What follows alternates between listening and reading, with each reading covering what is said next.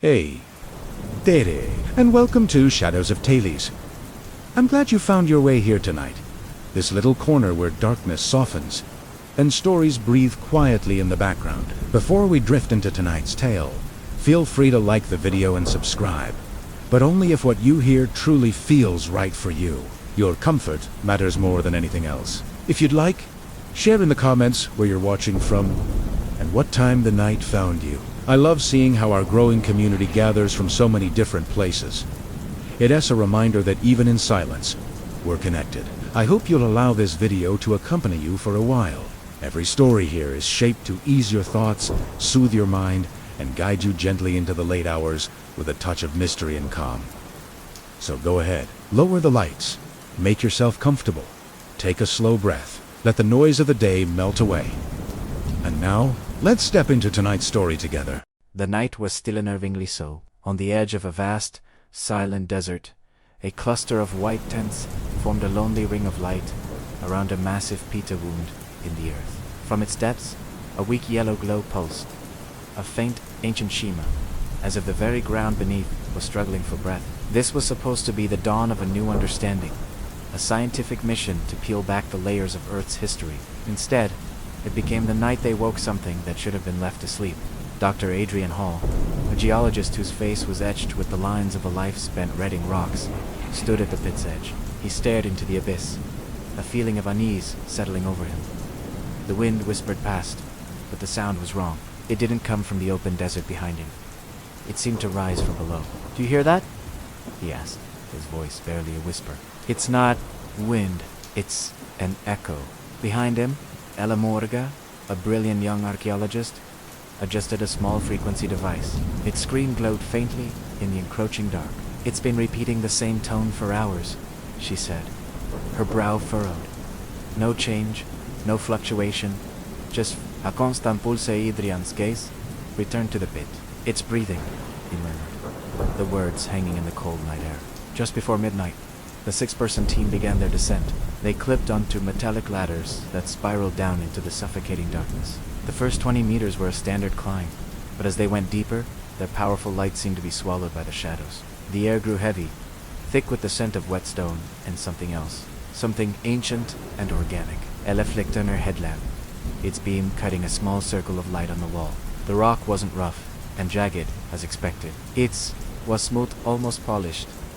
A strange greenish... "This isn't natural," she breathed, her voice a hushed reverie. Adrian reached out, his fingers brushing against the cool surface. The moment he made contact, a deep, resonant groan echoed from beneath their feet. It was a slow, heavy sound, like a colossal creature shifting in its sleep. One of the team members, a tech specialist named David, let out a nervous laugh.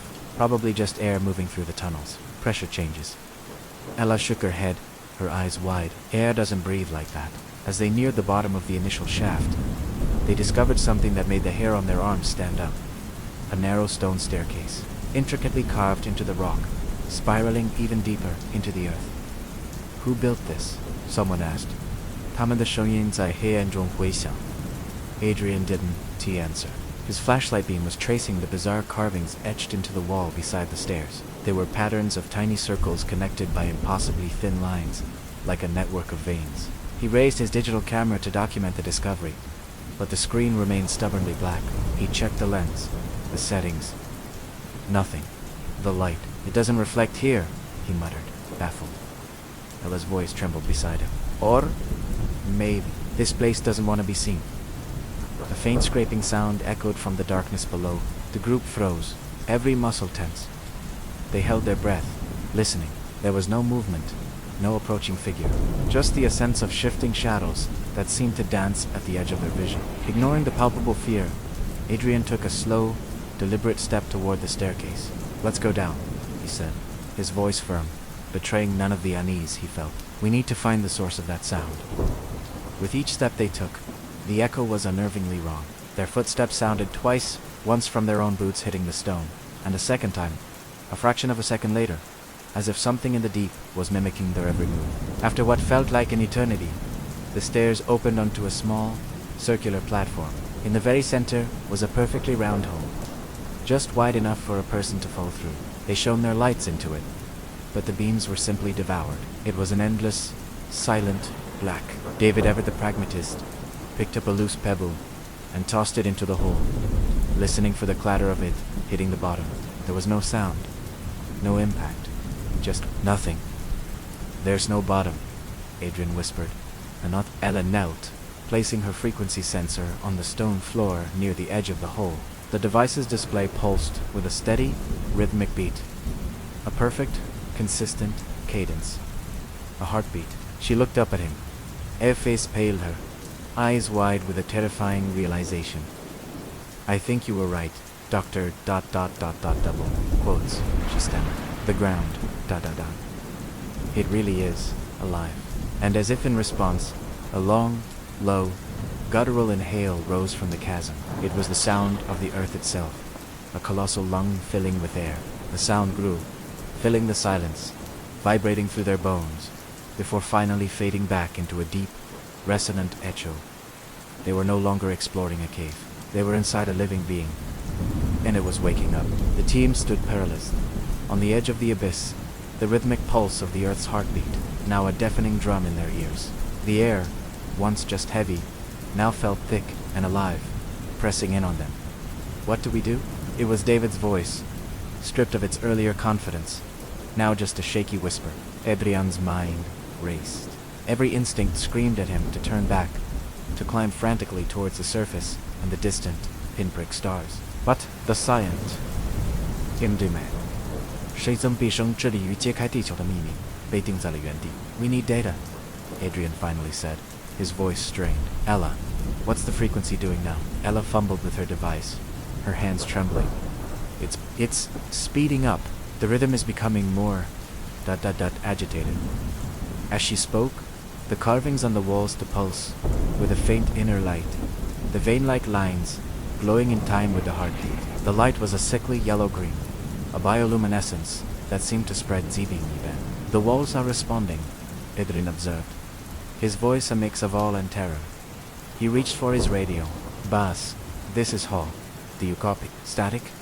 "Nothing but a hiss." "We're cut off," he sighed grimly. "Something is blocking the signal."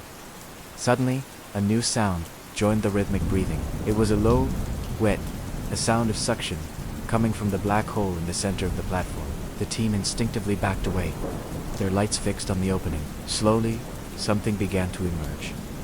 It wasn't a creature, not in any recognizable sense. It was a mass of tendrils, the same greenish-gray color as the walls, glistening and writhing as they rose from the darkness.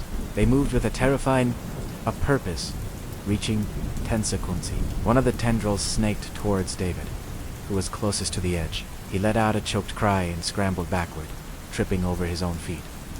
"Don't let them touch you," Adrian Jayed, grabbing a geological hammer from his belt. The tendrils seemed to sense their fear. They advanced faster, spreading out across the platform, a living net of sinew and unknown biology. The air filled with a new smell, a pungent, acrid odor of decay and something alien. "The stairs?" Ella shouted, pointing back the way they came. "We have to go now." But as they turned, they saw that the staircase was no longer empty. The carvings, the veins on the wall, had thickened and were now pushing out from the rock, twisting into a writhing barrier of the same pulsating tendrils, blocking their only escape route. They were trapped, 1,000 meters below the surface, inside a living, breathing, and now very much awake planet. The heart of the earth was beating faster and faster, and its ancient, malevolent consciousness was now fully aware of the parasites burrowing within it. The descent was over. Now, the fight for survival would begin.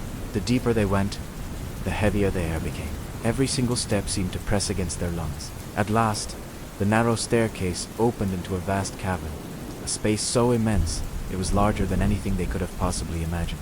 The walls curved upward into an impenetrable darkness, disappearing where no light could ever reach. And there it was, a gate. But this wasn't a gate of metal or wood. It was carved directly from the stone itself. Its surface was impossibly smooth, yet strangely warm to the touch, and it was etched with symbols that pulsed with a faint, otherworldly light under the team's headlamps.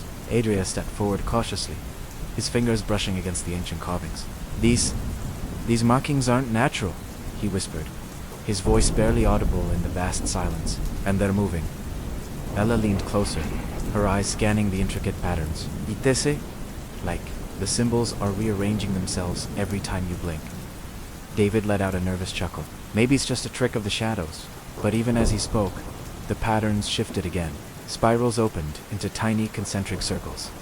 Then, just as quickly, closed back into lines. Each change was almost imperceptible, yet completely unmistakable. A faint hum began to resonate through the cavern walls. The sound was soft at first, like a tuning fork vibrating underwater, but it grew steadily stronger. "Do you hear that?" whispered Rohan, the youngest member of the team, his eyes wide. It's calling to us." Adrian raised a hand, motioning for silence. "Stay calm. Observe. Don't touch anything further." But it seemed the gate was reacting on its own. The symbols pulsed brighter, a slow, golden light spilling across the cavern floor, painting their faces in a warm glow. Suddenly, a section of the stone shifted just a slight, grinding movement, revealing a narrow, dark passageway just beyond the gate. It opened. "On its own," David murmured, his voice filled with awe and fear. "Or," Adrian replied grimly, "it has been waiting for someone to notice." The team exchanged uneasy glances. Each of them felt it, the undeniable presence of something aware, something ancient, watching them from behind the stone. No sound came from the passage beyond, only a faint warmth, like the gentle breath of the earth itself. "We go carefully," Adrian ordered, his voice firm, cutting through the tension. One at a time, step by step, they moved through the opening, crossing the threshold into the unknown. The light from the gate behind them dimmed, swallowed by the cavern walls. Ahead, the passage sloped downward, its surface smooth and unbroken, descending deeper into the cavern's unseen heart. The hum grew louder with each meter they advanced, becoming almost rhythmic, a deep, resonant heartbeat. The very walls vibrated subtly under their feet, as though the entire cavern was alive. Aja shivered, wrapping her arms around herself. "It's breathing, just like the pit above. This whole place is alive." As they reached the bottom of the slope, a sudden, cold gust of wind swept through the tunnel. The golden symbols on the gate flickered once, then vanished entirely, leaving only stone as black and final as midnight. "It doesn't want to be seen," David whispered, his voice cracking. Adrian nodded slowly, his own voice low and serious. "Or it doesn't want to be stopped." Just then, a distant echo rose from the darkness, a low whisper, repeating their names, soft but unmistakable. The team froze in their tracks. Did anyone else hear that?" Rohan asked, his voice trembling uncontrollably. Adrian's jaw tightened, his expression hardening. "We move carefully, and we never speak unless absolutely necessary." Step by step, they continued down the darkened passage. The air grew warmer, almost moist, carrying a strange scent they couldn't name. It smelled alive. A soft glow began to emanate from far below, faint and pulsing like a heartbeat, calling them onward, deeper into the unknown. Behind them, the stone gate closed silently. There was no sound, but a shared sensation as if the stone itself had remembered their presence. And then, just as quickly, had forgotten them all at once. The cavern fell completely silent, but the hum lingered on in their minds, a haunting memory of the living gate. The passageway opened into a series of vast halls, stretching far into the oppressive darkness. The ceiling arched high above our heads, so high it simply disappeared into the shadows.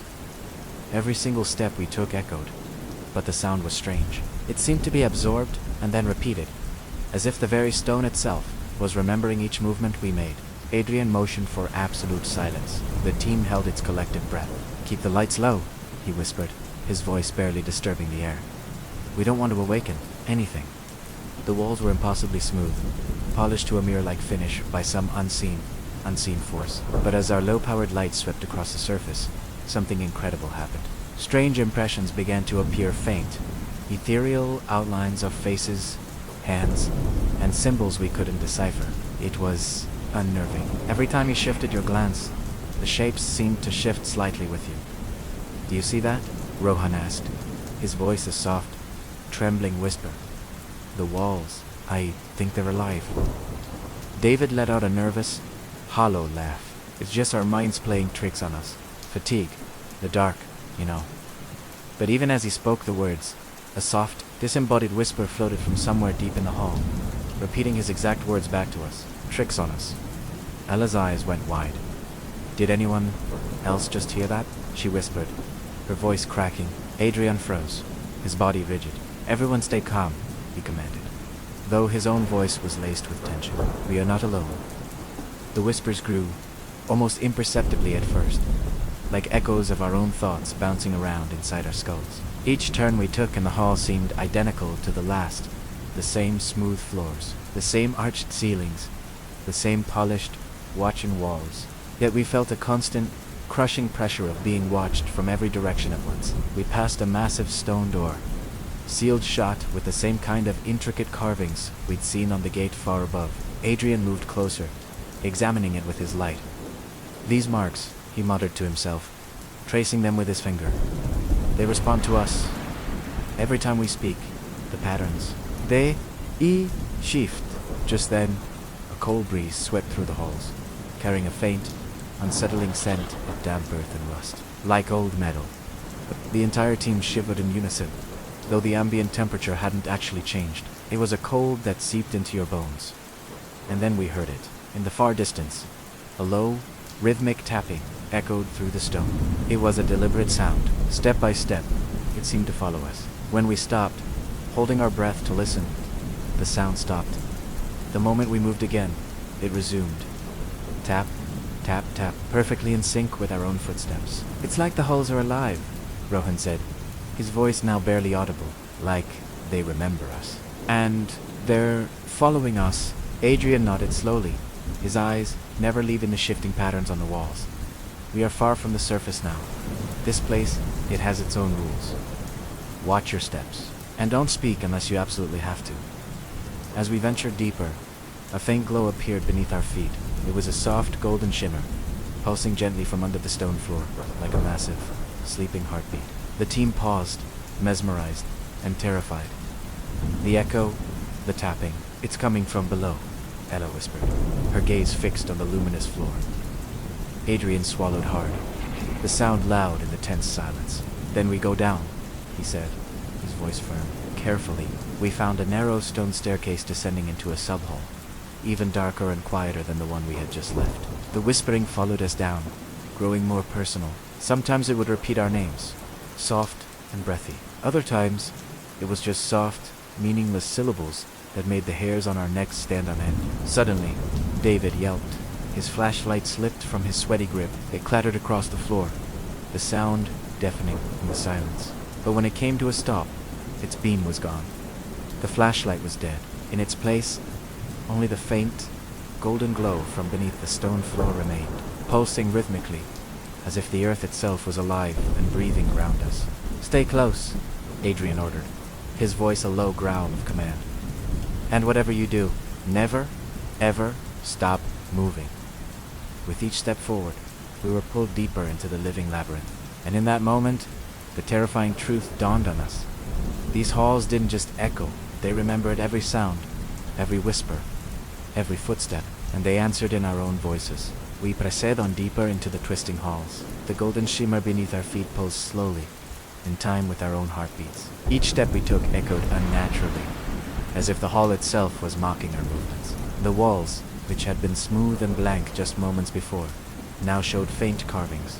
At first, they looked like simple geometric patterns, almost decorative, but as we got closer, the shapes began to shift. Lines stretched, circles opened and closed, spirals twisted just enough to catch you off guard, right at the edge of your vision. Do you see that? Rohan's voice trembled. The symbols, they're moving. David tried to laugh it off. It's just the light. Shadows playing tricks on us.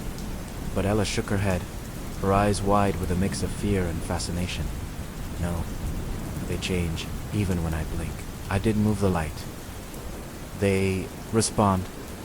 Adrian stepped closer, his fingertips just barely grazing the carvings. The lines shifted again, almost pulling back from his touch, forming patterns that looked like tiny human faces, their eyes opening and closing for a split second before dissolving back into geometric shapes.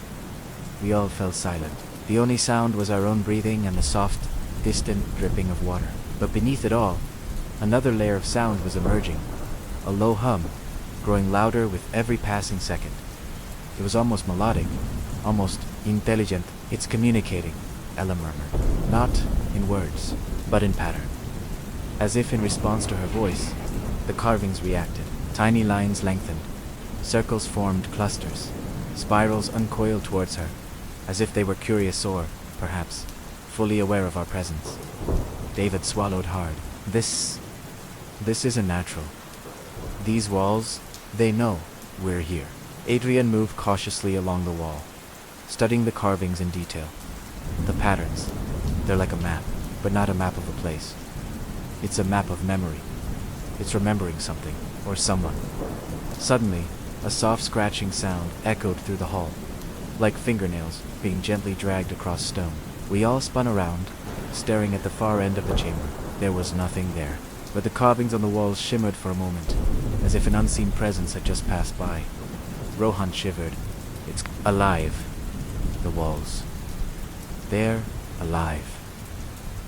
Adrian nodded slowly. We are walking through a being older than any of us. This entire structure is a mind. Or at least, it's aware. We reached a wider hall, where the carvings were dense, spiraling around arches, columns, and even across the floor. The golden shimmer under our feet grew brighter with each step, revealing subtle, disturbing details in the etchings. Tiny eyes, twisted limbs, and shapes that looked like human forms but distorted, fluid, impossible. Aja bent down, brushing her fingers over one of the spirals on the floor. The line moved slightly beneath her touch, like a ripple spreading across water.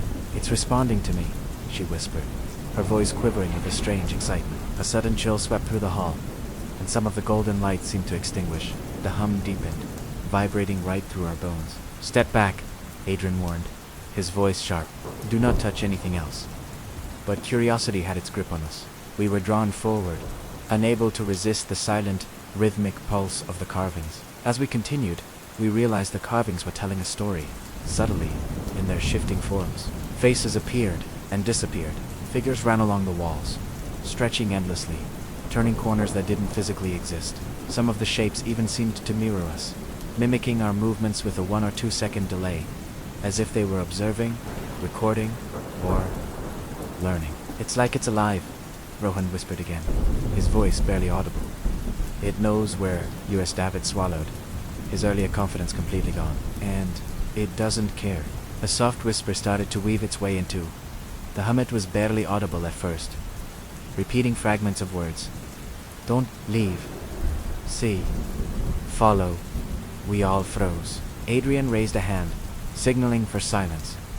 But the whispers didn't stop. They grew louder, more insistent, layering themselves with the hum and the faint golden shimmer, pulsing like a giant, ancient heartbeat. We need to move, Adrian said finally, his voice low but firm. One step at a time. Watch the carvings. Follow the path they allow.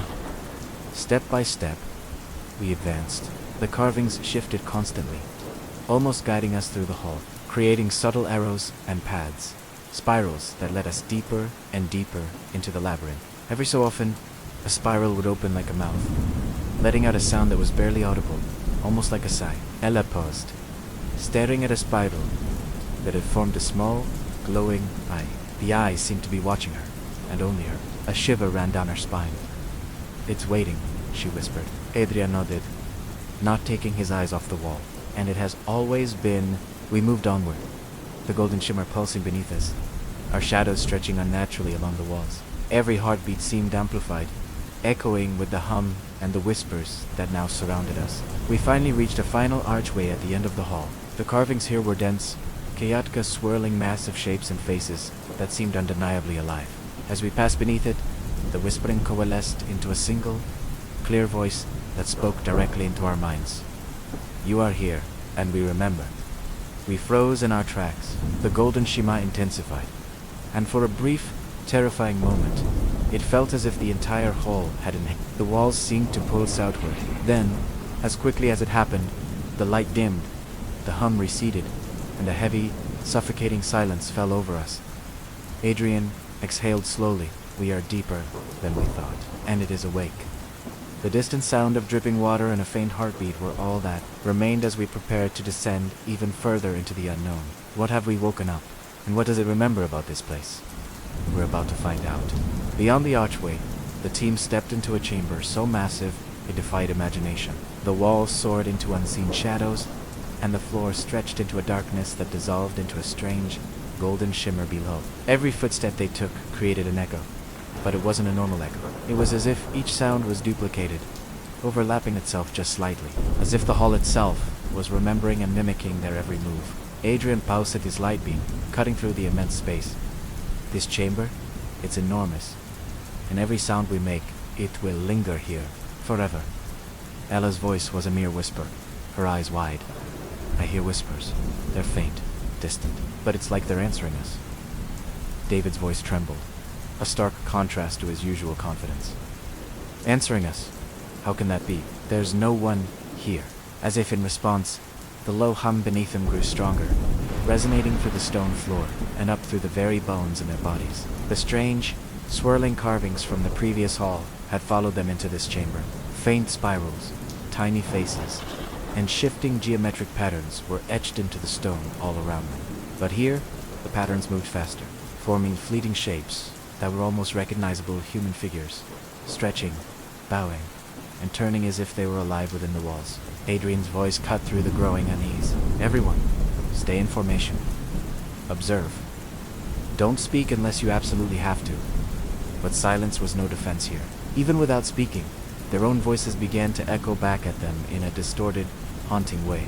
A soft murmur repeated fragments of David's earlier words, but they were stretched, almost sung back at them. It's listening, Rohan muttered, his words barely audible, and it's responding. The floor pulsed gently beneath their feet, the golden shimmer brightening and dimming in a steady rhythm, like a monstrous heartbeat. Each pulse seemed to align perfectly with the whispering voices, creating a rhythm that was both unsettling and, strangely, calming. As they ventured further in, a raised platform of stone emerged from the gloom. It was circular, surrounded by columns etched with carvings so dense they looked like a written language. The golden shimmer converged on this platform, making it the brightest point in the entire chamber. As they got closer, they saw the carvings on the columns twisting slowly, as if they were turning to watch their approach. Ella crouched down, her hand hovering just above the surface of one of the columns. Her voice trembled with a mix of fear and awe. These symbols, they're communicating. They move differently for each of us. They know who we are. Adrian's gaze swept across the colossal space. This place is alive, and it has memory. Every step we take, every breath we draw, it stores it all. Suddenly, the whispering voices became clearer, coalescing into something almost conversational. Words drifted through the air, seeming to come from everywhere and nowhere at once. You are here. We remember. We see. The team froze, every muscle tensed, every instinct screaming at them to run. Yet, they couldn't move. The whispering wasn't threatening, not aggressive. It was simply aware. It was acknowledging their presence. A faint, cool breeze swept across the chamber, carrying the scent of damp earth and something ancient, metallic, and utterly unforgettable. It raised goosebumps on their arms. Slowly, deliberately, Adrian stepped forward, his boots meeting the surface of the central platform. The moment he did, the carvings on the floor shifted under his feet, lines of light curling like smoke, forming intricate symbols that pulsed with a faint, golden glow. The hum deepened, vibrating through the entire chamber, perfectly in sync with each pulse of the shimmering light. It's as if the chamber itself, he's breathing, he whispered, his voice filled with a profound sense of discovery, and our voices are now a part of it. David looked around frantically, his eyes darting into the shadows. Are we inside its mind? Ella's eyes widened as the realization dawned on her. I think, yes, and it's aware that we're here. The echoes grew louder, no longer just a jumble of sounds, but now harmonizing with the hum, forming an airy, ethereal melody woven from their own words and movements. Each syllable they had uttered was repeated, stretched, and warped into a ghostly chorus that mimicked their very presence. Adrian raised a hand, signaling for everyone to stop and be completely still. They held their breath, waiting. In the profound silence that followed, the echoes softened, becoming intimate and almost gentle whispers, as if the chamber were finally acknowledging their arrival in peace. We are deep now, Adrian murmured, his voice low and solemn, deeper than we ever imagined, and it remembers every single step we take. As he spoke, the golden shimmer on the floor intensified, casting enough light to illuminate faint carvings on the distant walls. They were tiny humanoid figures, bent and twisted, almost dancing, but frozen in strange, unnatural positions. Rowan swallowed hard, the sound loud in the quiet chamber. It's beautiful and terrifying. Adrian nodded slowly, and it wants us to continue to go deeper. It's guiding us. But it is patient wheat asaret, unspoken understanding. They slowly stepped off the platform and continued toward the far side of the chamber.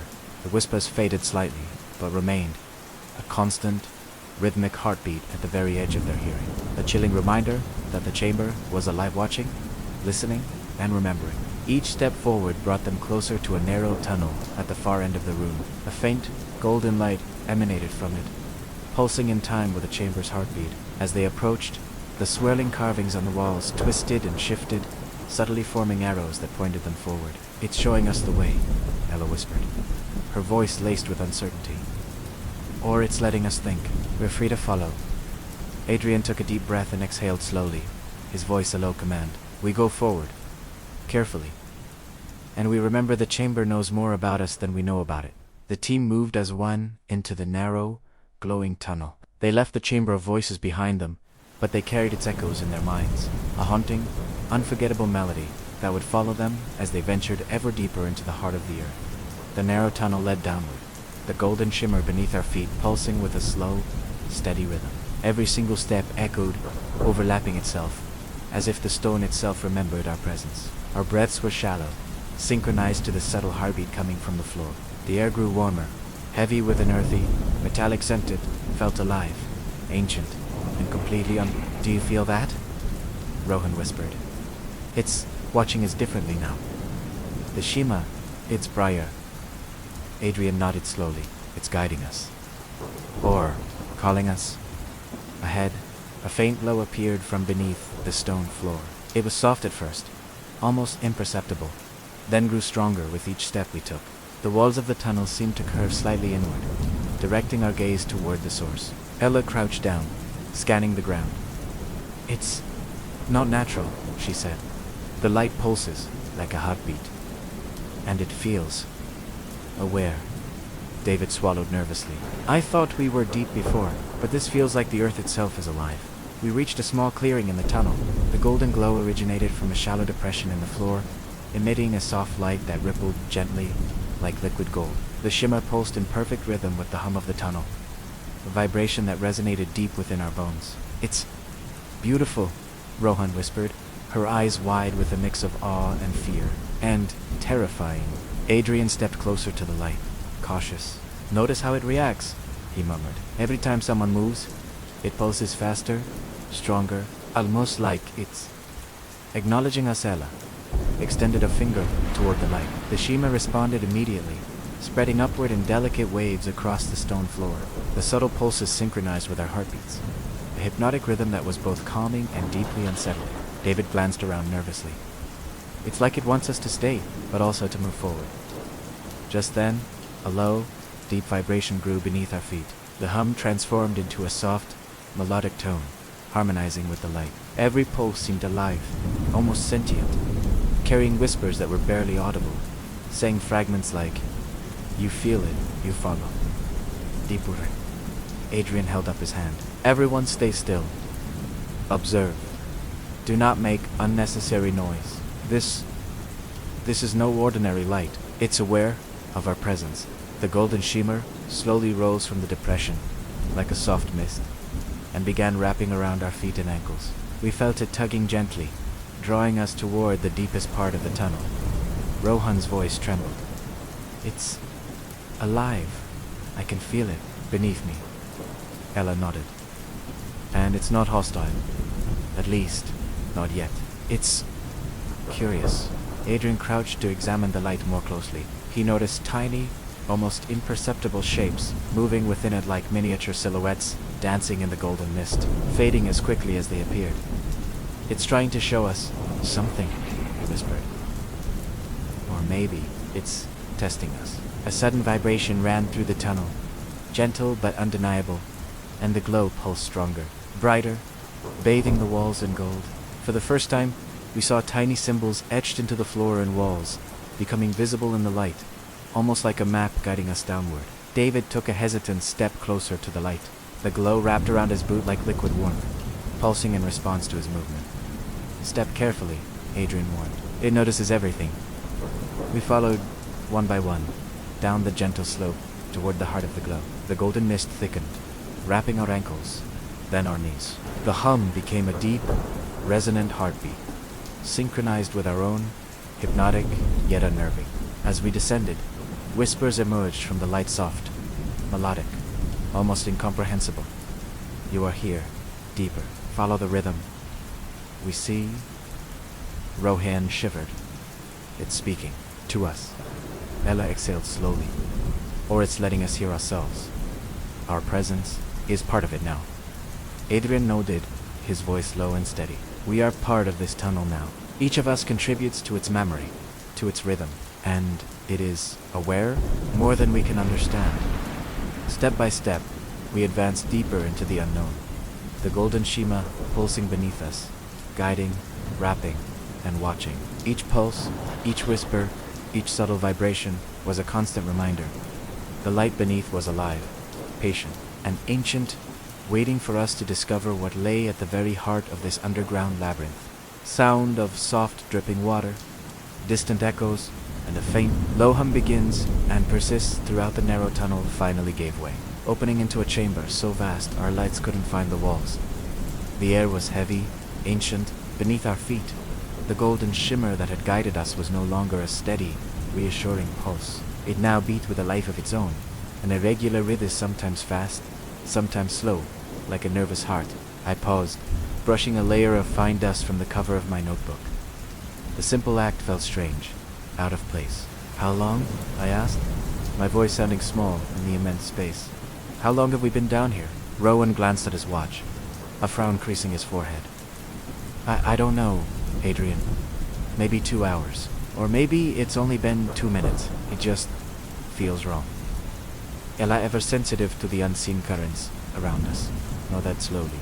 Her eyes were unfocused, looking at something beyond the rock and shadow. "Time," she breathed. "It isn't flowing normally here. I can feel it stretching, bending, like the air itself is being warped around us." David swallowed hard, his gaze darting into the oppressive darkness that ringed our small circle of light. Everything outside, the world, ... It feels distant. So distant, like we're suspended between moments. It was right. It was right. As we began to move, the chamber seemed to react to our presence. It was an almost imperceptible shift, a stretching of the space around us. Our own shadows elongated and then contracted, folding back into the walls as if being absorbed. The golden light below pulsed with a strange, uneven intensity, brightening and dimming as if it were measuring our very presence, recording our intrusion and responding to it. I kept my voice low, trying to project a calm I didn't feel. "Stay together. Every step counts. Observe everything, and do not speak unless absolutely necessary." But the silence was immediately broken. The whispers returned. This time, they were different layered, overlapping, weaving in and out of the low hum of the chamber. I recognized fragments of our own speech, words we had spoken minutes, or maybe even hours, ago. "We are here, deeper. Do not stop. Follow." The echoes twisted, and then the truly impossible happened. The whispers began to repeat words just before we spoke them aloud. We all froze, a collective, silent gasp. The chamber wasn't just echoing our past, it was reflecting our present, maybe even our future. It remembered not just our presence, but our thoughts. It's like it can see our minds," Rowan whispered, his voice trembling, "and it's folding time around us." Ella's eyes were wide with a mixture of terror and awe. Every heartbeat, every breath, it's stretching them, elongating them. We're becoming part of this place. David's hand, shaking, reached out and touched the wall. The carvings there shifted instantly. Spirals that had been static for millennia opened wider, and geometric patterns curled into tiny, intricate figures that mimicked our own movements. The golden shimmer pulsed in response, growing brighter and warmer with each motion, each touch. I stepped forward, my own voice low and steady, a counterpoint to the rising fear. "We are losing track of time. But this is intentional. This labyrinth, it wants us to forget ourselves. It wants us to become part of its memory. As we pressed on, the golden shimmer beneath our feet began to change. It was no longer just a pulsing floor. It started forming faint pathways, twisting lines, spirals, and gentle arcs, subtly guiding us deeper into the heart of the maze. Every time one of us hesitated, the light would flicker, almost impatiently, urging us onward. The whispers grew clearer, shedding their chaotic layers to form a coherent, chilling message. You forget, we remember. Deeper, follow. And then, our names, woven into the low hum, repeated softly, rhythmically, almost soothingly. Adrian, Ella, David, Rohan. The sound sent a fresh wave of chills down our spines. Rohan stumbled, catching himself against a smooth-worn rock. I don't know what day it is, he stammered, looking lost. What time it is, it just doesn't matter here. Ella quickly took his arm, her touch grounding him. It's part of it. The labyrinth is bending your perception. Don't fight it. Don't fight it. Move with Italiano. I looked ahead, down the endless throat of the tunnel. The walls seemed to stretch farther than was physically possible. Expanding subtly with each step we took, the golden pulse quickened, illuminating new carvings we hadn't seen before, figures bending and twisting, merging into shapes that were both human and something else entirely. Something alien. It's alive, I whispered, the realization settling like a stone in my gut, more aware than ever, and it's learning from us. We moved as one then, a single entity guided by the shimmering floor and the soft, humming whispers that had become almost melodic, hypnotic. Our own heartbeats were amplified in the strange acoustics, every echo remembered, every breath recorded by the living stone. After what felt like hours or perhaps mere minutes, we reached a small, circular platform, slightly raised from the chamber floor. Here, the golden shimmer coalesced, burning brighter than anywhere else. A pool of pure, liquid light. The whispers were now perfectly clear, speaking directly into our minds. You are here. Deeper than before. You are remembered. I exhaled slowly, the air fogging in the cool, subterranean atmosphere. We are beyond the surface of time, I said, speaking as much to myself as to the others. Beyond the ordinary flow, the labyrinth has claimed this moment as its own. As the words left my lips, a subtle vibration ran through the entire chamber. The golden light pulsed once, a long, steady wave of warmth that wrapped around our feet and legs, like a gentle, living embrace. It was simultaneously terrifying and profoundly comforting, Rohan whispered, his voice full of mesmerized wonder. I feel it. In me. My heartbeat. It feels like our heartbeat. I placed a hand on the cool, carved wall beside me. The pattern shifted again, this time forming concentric spirals, like countless eyes opening and turning to watch each of us individually. We are not just observers, I said quietly, a new, unnerving certainty dawning. We are participants, and the labyrinth remembers everything we do. Sound of the pulsing shimmer, layered whispers, and soft hums filled the space for a moment. We stood there on the edge of the unknown, preparing to move forward once more, deeper into the mystery. We carried with us the disorienting awareness that time itself was no longer ours to measure. From now on, there was only the rhythm of the labyrinth's heartbeat, guiding us onward. The narrow passage finally gave way, opening into a vast underground chamber, unlike anything we had ever seen. The golden shimmer we'd been following beneath our feet now converged, pooling into a single point of light at the very center of the space. It was pulsing, like a giant, buried heart beating deep within the earth. I stopped at the edge, catching my breath. This is the heart of the labyrinth, I said, my voice barely a whisper. Everything we felt, every echo, it all leads right here. Ella leaned forward, her eyes wide, staring at the shimmering light. It's alive, and it's aware of us. Every move we've made, every single step, it remembers. The walls of the chamber were covered in carvings and spirals, far more dense and intricate than anything we'd ascended before. Tiny figures seemed to twist and turn within the stone, stretching into impossible shapes, merging with one another. It was as if the labyrinth had recorded the form of every soul who had ever walked its paths. The whispers returned, but this time they were different, clearer, forming distinct phrases that were almost intelligible. We remember your heartbeat, your presence, deeper, David shivered beside me. It's speaking, not just echoing. It knows us. Rowan seemed mesmerized, his voice a hushed whisper. I can feel it inside me, as if it's becoming part of my own heartbeat. Just then, the golden shimmer began to rise from the central pool. It flowed across the floor and up the walls, forming delicate streams of light that swirled around our feet. The low hum we'd been hearing grew louder, deeper, and more resonant, vibrating in perfect sync with the shimmering pulses. Each pulse felt like it was speaking a silent, vibrating language that resonated deep in our bones. I took a step forward onto the central platform. Be careful, I warned. Don't touch anything unless you have to. The labyrinth knows everything. But Ella, ever curious, knelt down. She brushed her hand lightly across the surface of the golden light. The shimmer responded instantly, wrapping around her fingers like liquid warmth, pulsing faster and brighter. Within the light, faint shapes began to emerge, silhouettes that mirrored our movements, like a strange, living reflection of our presence. It's aware of us individually, she whispered in awe. Not just as a group, but Chovusa, separately. The whispers transformed, becoming almost melodic, a strange harmony repeating fragments of our own thoughts back to us.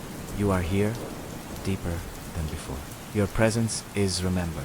Each pulse of the shimmer synchronized with the sound, vibrating softly through the stone floor, up through the walls, and into our very bones. The effect was hypnotic, strangely soothing, yet utterly unnerving. David moved a step closer to the pool, but I put a hand on his arm to stop him. Don't interfere too much.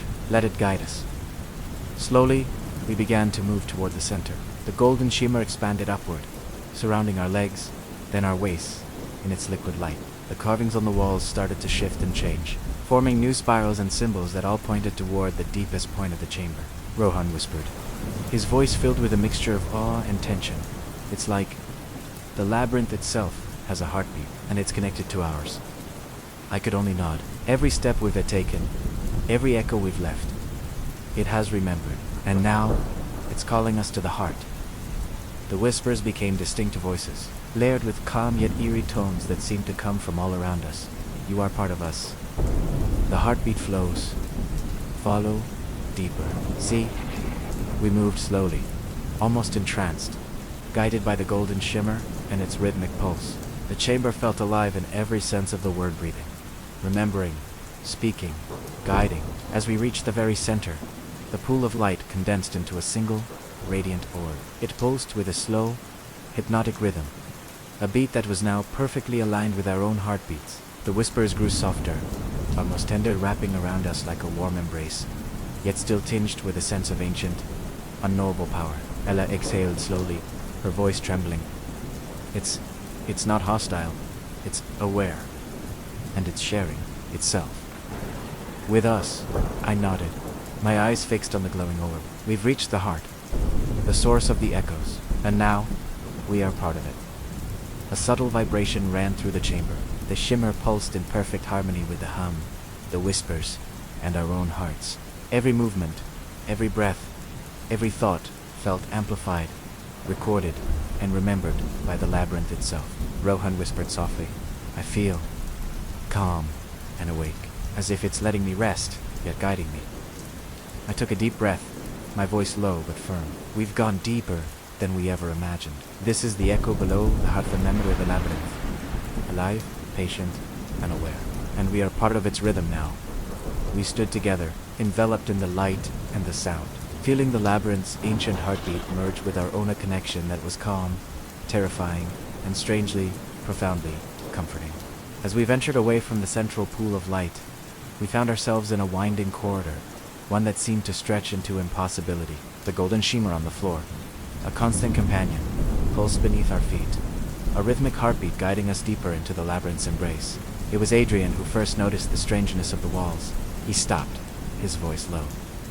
Look, the walls are reflecting us, but it's more than just a visual echo. It's emotional, they're mirroring how we feel. Ella leaned closer, her brow furrowed in concentration. I can see myself, but my reflection is moving differently. Slower. It's like a shadow of me from another time. David swallowed, his throat dry. It's like time itself is mirrored in here. Not just light, but our thoughts, our emotions, our memories. As he spoke, the walls shimmered and faint. Almost invisible lines etched themselves across our reflections. Then, other faces began to appear within the mirrors, not ours, but distorted visages, both familiar and alien. They were the echoes of those who had walked these halls long before us. Rohan shivered, pulling his jacket tighter. They're watching us, he whispered. Or remembering us. Maybe both. The deeper we walked, the more the reflections began to interact with us. When Adrian raised a hand, his mirrored counterpart's fingers curled slowly, lingering in the air long after his real hand had dropped. I glanced at the wall, and my reflection's eyes followed, but with a noticeable delay, as if it were processing, learning from my every move. The golden light from the floor intensified, its particles seeming to drift upwards, dancing across the mirrored surfaces. They illuminated ancient carvings that we hadn't seen before. Spirals, figures, and strange patterns that pulsed in sync with the labyrinth's heartbeat. The walls, Hela breathed, her voice filled with a sense of reverence. They're alive. They're aware. They remember every step, every movement, every thought we have. David shivered beside me. And they're not just showing us what we are, he added, but what we were, or what we could become. The whispers returned, no longer distant, but soft and melodic, weaving around us. They were fragments of our own voices, slightly altered, repeating phrases like, "We remember ... we mirror, we know ... deeper ... Adrian, ever the scholar, stepped right up to the wall, examining his reflection intently. The mirrored Adrian blinked, a slow, deliberate motion, and then a faint smile touched its lips, even though Adrian's own face was a mask of concentration. "It's learning from us," he whispered in awe. "It's recording, interpreting ... reflecting not just our forms, but our very presence, our intentions." A sudden chill swept through the corridor, making the golden shimmer flicker like a dying candle. Shadows stretched and curled across the walls and floor, twisting like living ribbons of darkness. The faces in the reflections warped, their expressions shifting through fleeting moments of fear, curiosity, and a profound, ancient longing. I felt a strange sensation, a disquieting pull. Rohan's voice trembled as he voiced my own fear. I can feel it inside me, ... like it's merging with my reflection, ... with my own thoughts, ... quotes. Ella, braver than the rest of us, reached out and placed her hand flat against the cool, smooth surface. The mirror rippled like water, and a soft, almost imperceptible voice emerged. Not from the air, but from the wall itself. "You are remembered. You are mirrored. You are part of us ... quotes. David's eyes were wide with a mixture of terror and wonder. "It's communicating," he stammered. "Through us. Through the reflections. Through the light ... Adrian held up a hand, a silent command for calm. "We're not just observers here," he said, his voice steadying us. "We're participants, every reflection, every ripple, every echo. It's all part of the labyrinth, and now, a part of us is becoming a part of it."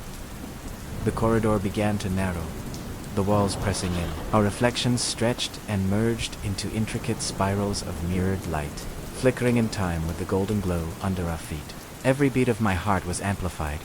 Every breath I took seemed recorded, and every small motion was echoed endlessly in the walls. Rohan whispered, his voice soft and mesmerized. "It's showing us ... ourselves ... and something beyond ... something I can't even name ... double." Quotes. Adrian nodded slowly, his eyes fixed on the path ahead. "We are deeper now than ever before. These reflections are our guides, our teachers ... our witnesses. They show us everything the labyrinth remembers, and we are now a part of that memory." We moved forward, a single unit now, our steps falling in time with the pulsing walls. The reflections were alive, and the golden shimmer was our only guide as we approached the next threshold, the final stage of our journey into the very heart of this living labyrinth. Thank you so much for joining us on this part of the journey. The labyrinth is revealing its deepest secrets, and we're getting closer to the center. The corridor of reflections opened up, and we found ourselves in a place beyond imagining. A colossal, circular chamber stretched out before us, vast and ancient. The golden shimmer that had guided us now flowed like a radiant river of light, converging at the center. It pulsed with a slow, deep rhythm, like the heartbeat of the world itself. I stopped, taking it all in. This had to be it, the very heart of the labyrinth. Every echo, every shimmer, every strange sensation we'd experienced. It all led to this one point. Ella stepped forward, her eyes wide with a mixture of fear and wonder. The air was thick with a palpable energy. It felt ... alive, aware, as if it had been waiting patiently for our arrival. The walls weren't just stone. They were alive with carvings more intricate than anything we had ever seen. Spirals, faces, figures that twisted in impossible ways, shifting and breathing with a golden light. The reflections from the previous corridor were here too, but now they merged with the carvings, creating living mosaics that pulsed in time with the chamber's heartbeat. David swallowed hard, his voice barely a whisper. He said it was beautiful, terrifying, and that he could feel it deep inside him, a resonance that shook him to his core. Rohan shivered, wrapping her arms around herself. She felt it too, but differently. She felt it watching, learning, and most unnervingly, remembering us. The whispers returned then, no longer just faint echoes, but layered and melodic. They wove fragments of our own voices into a hypnotic chant. You are here, you are part, we remember. Deeper. Follow. The sound harmonized through the golden pulse, a rhythm that vibrated through the floor, the walls, and into our very bones. I gestured for everyone to gather around the central pool of light. Here, the golden shimmer coalesced into a radiant orb, the source of the immense, rhythmic pulse. This was the labyrinth's consciousness. Everything we had seen, felt, and touched originated from this single point. Hesitantly, Ella reached down, her fingers brushing the surface of the orb. The light responded instantly, wrapping around her hand, its pulsations matching the rhythm of her own heartbeat. Within the glow, we could see shapes forming memories, echoes, and reflections, intertwining like delicate threads of gold. She whispered that it was sharing itself, its memories and awareness, directly with her. David, mesmerized, stepped closer. The orb pulsed stronger, brighter, responding to his presence. The whispers swirled around him, more personal now, repeating fragments of his own thoughts, his name, his fears, and his awe. I knew I had to keep the team grounded. I spoke slowly, my voice as steady as I could make it. The labyrinth is patient. It doesn't judge.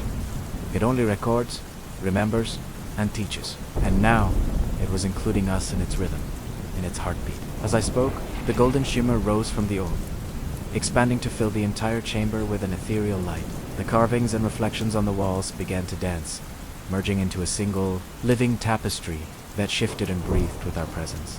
Every beat of our hearts, every breath we took, every slight movement was mirrored, amplified, and recorded. We were becoming part of it. Rowan's voice was soft, almost reverent. She could feel everything, herself and the labyrinth, connected as one. Ella exhaled, her voice trembling slightly. It was a strange, sensational, terrifying in its immensity, yet calm and safe, as if it were letting us rest, guiding us into the depths of its boundless memory. I nodded slowly, my gaze fixed on the orb. We had reached the heart, and the heart was alive. It had remembered us, our journey, our presence. We were now a part of its eternal pulse, a new note in its ancient song. The whispers softened, blending into a single, melodic hum that merged seamlessly with the golden heartbeat. The chamber pulsed gently around us, a living entity breathing in time with our own existence. We stood together, enveloped in light, sound, and memory, feeling the labyrinth's consciousness merge with our own. David's voice was barely a whisper. He said it was endless, patient, and somehow, here we were, a part of it, forever. I placed my hand lightly on the orb, feeling the immense, ancient power within. We had gone deeper than anyone before us. We had become part of the labyrinth's story, and in doing so, it had become a part of ours. We remained there for a long time, held within the golden shima and the rhythmic heartbeat of this incredible place. A calm, awe-inspiring presence that would guide us, haunt us, and comfort us for the rest of our lives. The journey had changed us, woven us into the very fabric of this mystery, and we knew, without a doubt, that we would never be the same again. Thank you for following our journey into the heart of the labyrinth. If you've been captivated by this story, please like, subscribe, and hit the notification bell so you don't miss what happens next. Your support means the world to us.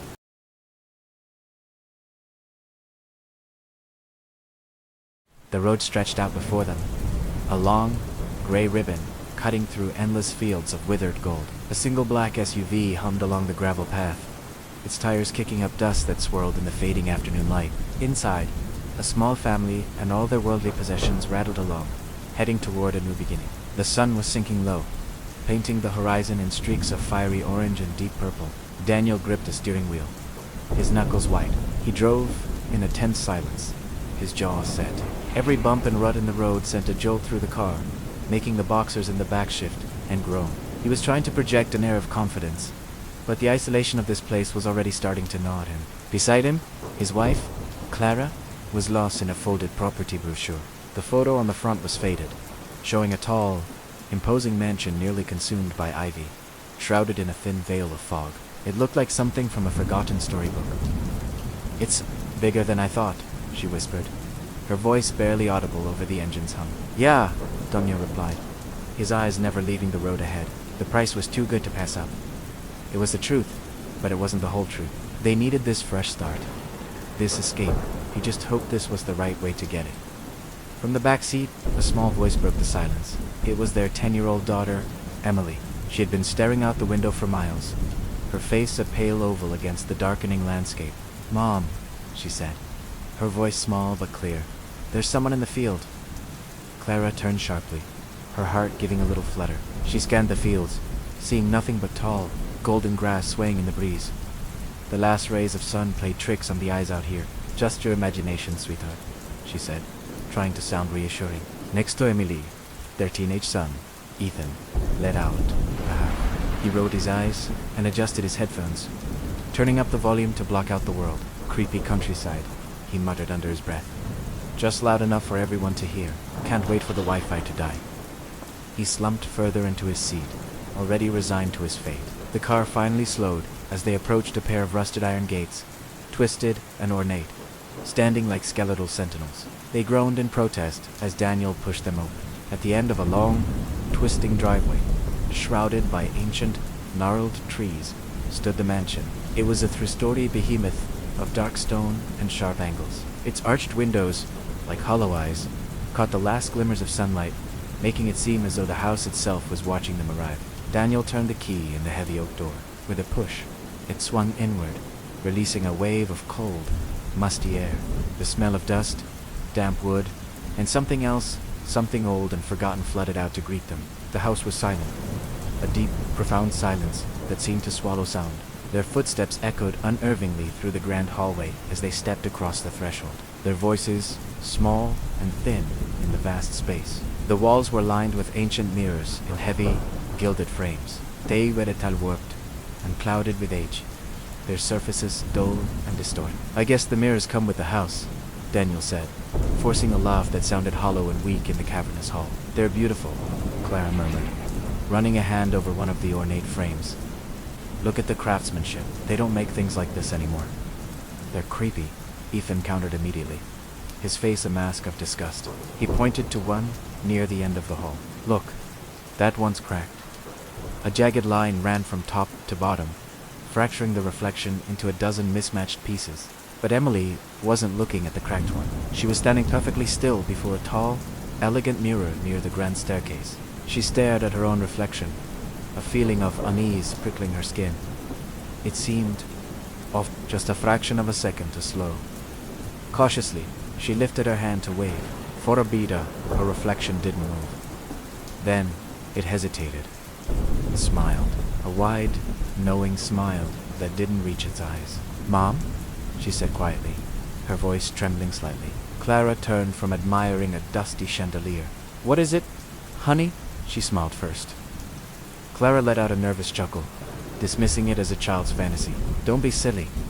She gently guided her daughter away from the mirror, towards the kitchen. But as she did, she couldn't resist a quick glance back over her shoulder, and for a heart-stopping moment, she thought she saw it, to a flickered a movement. Another figure standing just behind her own reflection, its form lost in the murky depths of the glass. She blinked, and it was gone. It was just the light, she told herself. Just the shadows of a strange new house. By evening, the house had completely swallowed the daylight. The darkness outside was absolute, a thick, inky blanket that pressed against the windows. The family gathered in the dining room, their faces illuminated by the flickering, unsteady light of a few candles. Most of their belongings were still packed away in boxers, looming like silent monoliths in the corners of the room. In the candlelight, the mirrors seemed to come alive. The shadows danced and writhed across their surfaces, and the glass seemed to pulse with a faint, rhythmic shimmer, as if they were reflecting something deeper and darker than the room itself. Upstairs, Daniel decided to explore a small study tucked away at the end of a long corridor. The room was lined with empty bookshelves. In one corner, propped against the wall, was another mirror. This one was different. Its frame was silver-edged and ornate, and its surface was perfectly, unnaturally clear. He stepped closer, peering at his own tired face, but for a split second, the reflection wasn't his. The man looking back at him was older, his face pale and gaunt, his eyes dark and watchful, a stranger in his own reflection. Daniel blinked hard, his heart hammering in his chest. And just like that, it was gone. It was just him again, looking tired and stressed. He shook his head, blaming it on exhaustion. The move had been long and grueling. Downstairs, Clara was trying to make sense of the kitchen when she heard a sound. A soft, rhythmic tapping. Asterisk. Tap. Tap. Tap. Asterisk like fingernails drumming against glass. She held her breath and listened. The sound was coming from the hallway. She followed it, her slippered feet silent on the cold floorboards. It led her back to the mirror at the foot of the staircase, the one Emily had been so fixated on. She peered into its cloudy surface. In the reflection, the hallway behind her was dark, the candles in the dining room not yet lit. But she could see someone, a figure, walking slowly down the reflected hallway, moving towards her. She spun around, her heart leaping into her throat. There was no one there. The real hallway was empty and silent, save for the distant moan of the wind. The wind picked up as the night wore on, rattling the window panes and making the old house groan and settle like a waking beast. One by one, the family members retreated to their new rooms, each trying to find some semblance of normalcy, of home, in this strange and unsettling place. They were completely unaware of the faint, almost imperceptible shimmer that was now crawling across the surface of every single mirror in the house. A silent, creeping tide of glass and shadow. In her room, Emily carefully arranged her dolls on a shelf, whispering goodnight to each one. The room was lit by a single, small lamp on her bedside table. As she reached over and clicked it off, plunging the room into darkness, she glanced at the wardrobe mirror, and her breath caught in her throat. In Tomato, the lamp was still on. Her reflection was still there, sitting up in bed, bathed in a soft, ethereal glow, and it was smiling. A faint, terrible smile in the dim light. From the darkness of the mirror, a voice whispered back, a perfect echo of her own.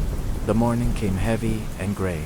Fog crawled across the lawn like a slow, cold breath from something sleeping just beneath the earth. I was the first one to wake up. The house was cold, a deep, penetrating chill, even though the heater was humming softly in the corner of my room. I pulled my robe tighter around myself and walked down the long, silent hallway. The mirrors lining the walls reflected my every step, but something was off. Each reflection seemed a little darker than the one before, as if the glass was absorbing the light instead of just bouncing it back. Then I heard it, a faint echo, a whisper so soft I almost convinced myself it was just the wind or my own imagination. It sounded eerily like my own voice, repeating my name. Double quotes, ... Clara ... I froze, my heart suddenly hammering against my ribs. Daniel? I called out, my voice sounding small and fragile in the stillness. There was no answer. Only the house itself seemed to breathe around me, the creak of aging wood, the sigh of water in the pipes. A normal house. I tried to tell myself, just a normal old house. We all gathered around the kitchen table a little later, trying our best to pretend everything was perfectly normal. A family having breakfast. Daniel sipped his coffee, his eyes scanning a newspaper he'd found tucked away in a drawer. The paper felt brittle, yellowed with age. That's weird, he muttered, more to himself than to anyone else. This paper's dated June 17th, 1964. It's older than I am. Maybe someone left it for nostalgia, I suggested, trying to sound casual, but my voice had a slight tremor. My daughter, Emily, wasn't listening. She was just staring at the shiny metal kettle on the counter, her small face warped and distorted in its curved reflection. Suddenly, she turned to me, her eyes wide and serious. Mom, can mirrors talk? I forced a smile, an uneasy one that probably didn't fool her. No, honey. Of course not. Mirrors only show what's real. She wasn't convinced. But what if they show what's hiding? Just then, Our son Ethan dropped his spoon with a clatter that made us all jump. Okay, that's creepy.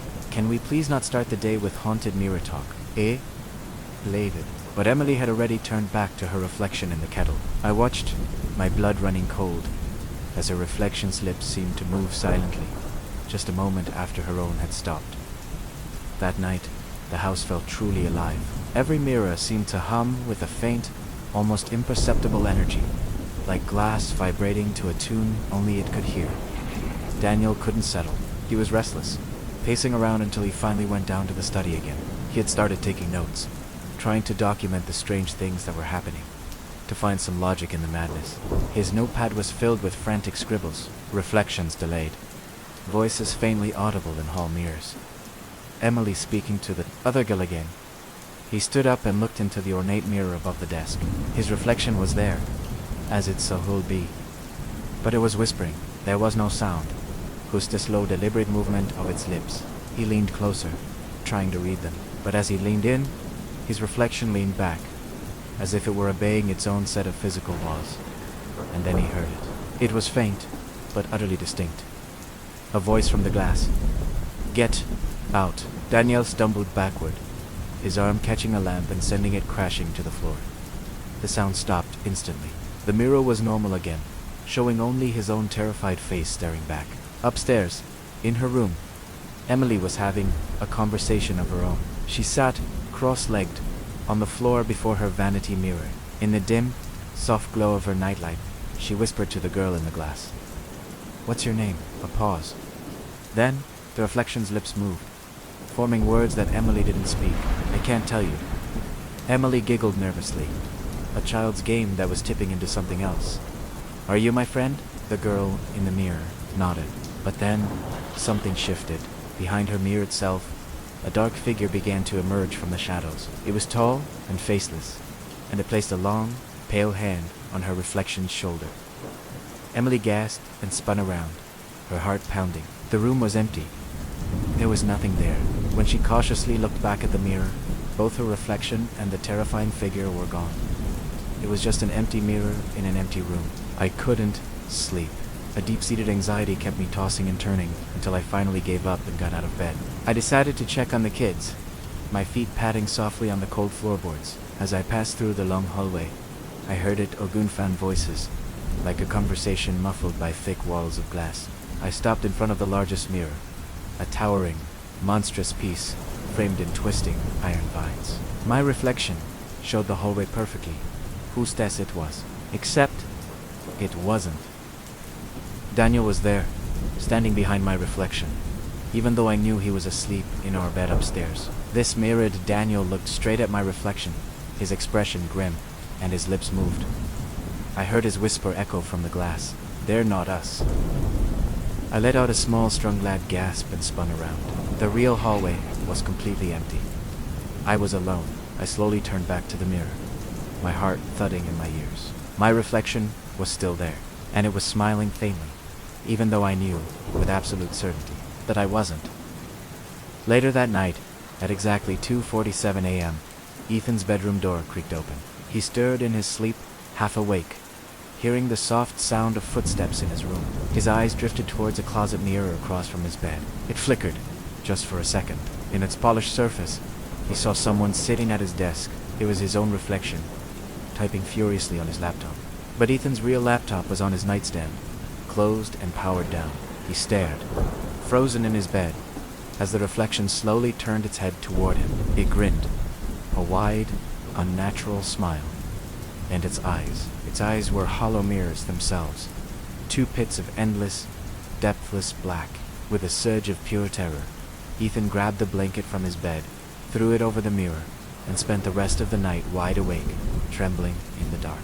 When our family met for breakfast the next morning, the silence was heavy and suffocating. No one spoke about what they'd seen during the night. We all just sat there, pushing food around our plates. But every single one of us had noticed the same thing. Every mirror in the house was clean, perfectly, impossibly polished, gleaming as if they had been meticulously cared for. None of us remembered cleaning them. And then I saw it, etched faintly into the glass of the big hallway mirror. So delicate it was almost invisible, were words. They looked like they'd been formed from a breath on cold glass. We can see you now. The storm hit us like a fist, shaking the old bones of this mansion. Thunder cracked overhead, and the rain beat against the windows, desperate to get in. I was in the study, watching lightning tear across the sky, when that familiar, unsettling feeling washed over me. This house, it's not just old, it's watching. There are cold spots that follow you, whispers that ride the drafts, and mirrors that seem to hold your gaze a little too long. The power went out, of course. Clara started lighting candles, and the shadows came alive, dancing and twisting on the walls like tormented spirits. Our daughter, Emily, was sitting on the floor, drawing, but she wasn't drawing flowers or happy little houses. She was sketching faces, dozens of them, all pale and staring. Clara asked her, "Who are they, sweetheart?" Emily didn't even look up. "The people from the mirrors," she said. "They want to be remembered." A chill colder than any draft in this house ran right through us. Later that night, I couldn't sleep. Something was pulling me, calling me. I grabbed a lantern and headed for the attic.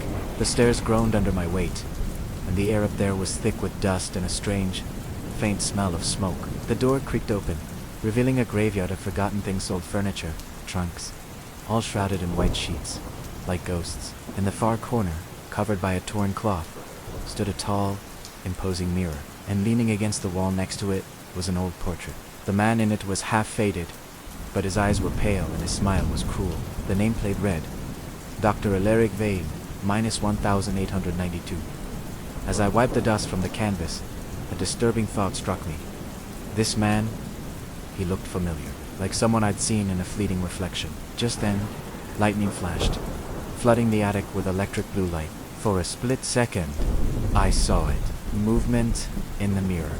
The man from the portrait, Dr. Vane, was standing right behind me, his cruel smile fixed on my reflection. He spun around, my heart hammering against my ribs. There was nothing there, just me and the dust. But when I looked back at the mirror, he was still there, in my reflection. And then I heard it again, that soft, mournful whisper on the air. He never left. Over the next few days, I became obsessed with that attic mirror. I couldn't stay away. It was like a magnet. Drawing I'd stand there for hours, just staring into its glassy depths. And sometimes I'd see things. Flickers of motion, ghostly images of children running down the halls, a woman weeping silently, and flashes of fire consuming the house. It was as if the mirror was a window into the house's buried memories, replaying tragedies the walls had tried to forget. One night, Clara found me there, lost in its spell. "Daniel, please," she begged. "Come to bed. You're scaring me." I could barely pull my eyes away. "It's showing me something," I whispered. "Itese." Like watching a film of the house's past. As primeras a, idit, reflexa shifted. A woman appeared, trapped behind the glass. Her face was a mask of terror, her hands pounding silently against the surface, pleading to be freed. Her mouth formed words, but I couldn't hear them. Clara leaned in closer, her voice trembling. "What is she saying?" I watched the woman's lips, and the blood ran cold in my veins. I whispered, "She's saying, don't look too long." The next evening, the mirror began to glow. A faint, sickly light pulsed from its surface, even in the total darkness of the attic. I had to see. I climbed the stairs, my heart in my throat. But this time, what I saw wasn't just a flicker from the past. I saw the house on fire. Our house, these same hallways, these same rooms, all being devoured by flames. And in the inferno, I saw a family screaming, trapped. A man, a woman, and 2 children. Their faces were twisted by the heat and terror, but I recognized them. It was us. It was my family. I stumbled back, tripping over a dusty box, my mind reeling. When I dared to look again, the fire was gone. The mirror showed only my own reflection, pale, trembling, my eyes wide with horror. But I wasn't alone. Standing just behind me, a faint, translucent figure watched with a predatory stillness. It was Dr. Alaric Vane. Meanwhile, Emily's drawings had become even more disturbing. She was drawing him, the man from the portrait, over and over. When Clara finally got the courage to ask her where she'd seen him, Emily's answer chilled her to the bone. "He comes through the mirror at night," she said simply. "He says he made this house." Clara's voice was barely a whisper. "What does he want, Emily?" Our daughter looked up, Air eyes dark, he wants to fix the broken ones, the ones who forgot their faces. That was the last straw for Clara. That night, she went to the attic herself, flashlight in hand, determined to end this nightmare. She aimed the beam at the portrait of Dr. Vane. His painted eyes seemed to follow her every move, and his cruel smile looked wider than before. She felt a presence behind her, and spun around to face the mirror. She saw her reflection, but something was terribly wrong. She was breathing heavily, her chest rising and falling, but her reflection was perfectly still, frozen. Then, slowly, terrifyingly, the reflection raised its hand and pointed, not at her, but toward the portrait.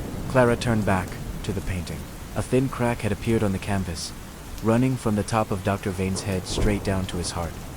Behind the torn fabric, something glittered. She reached out, her hand shaking, and pulled the rest of the canvas away. It wasn't just a painting. Hidden behind it was another mirror. It was small, but it was alive. Its surface pulsed with a faint, internal light, and from deep within it, a sound began to grow. Dozens of voices, whispering, chanting, overlapping in a maddening chorus. They were all saying the same name. Bana, Bana, Bana, Bani.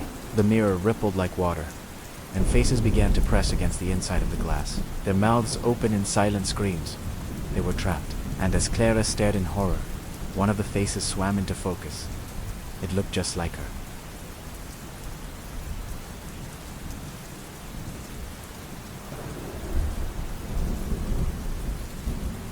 The storm had been raging for 3 long days, an unrelenting beast of wind and rain.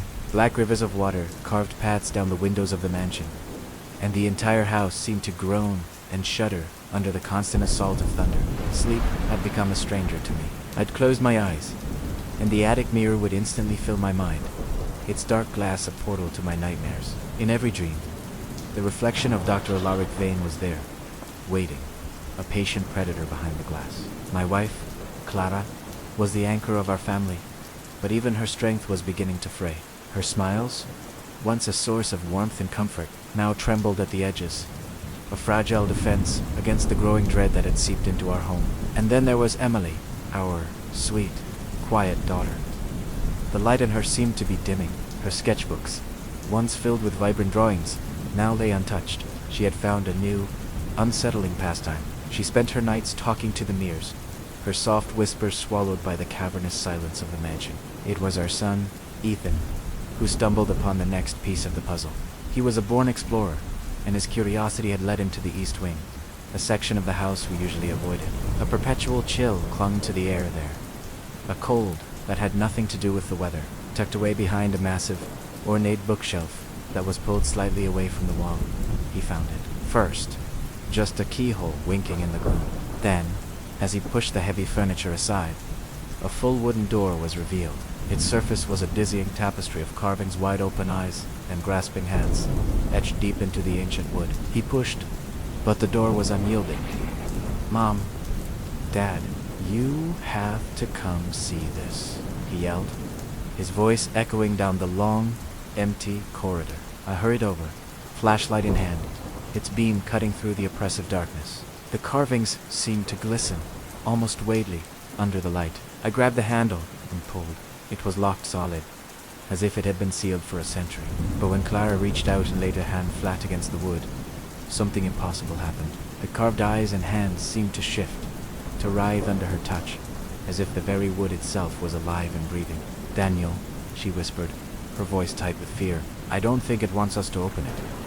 Her warning hung in the air, a sensible plea against the unknown. But my own fear was being overshadowed by a desperate need for answers. I remembered an old, ornate key I had found, tucked away in a study drawer. It was marked with a single, elegant letter V.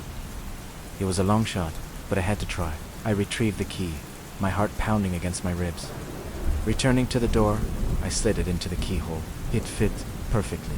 With a turn of my wrist, the lock clicked open with a sound like a long, mournful sigh. The door groaned, swinging inward on protesting hinges, revealing the darkness beyond.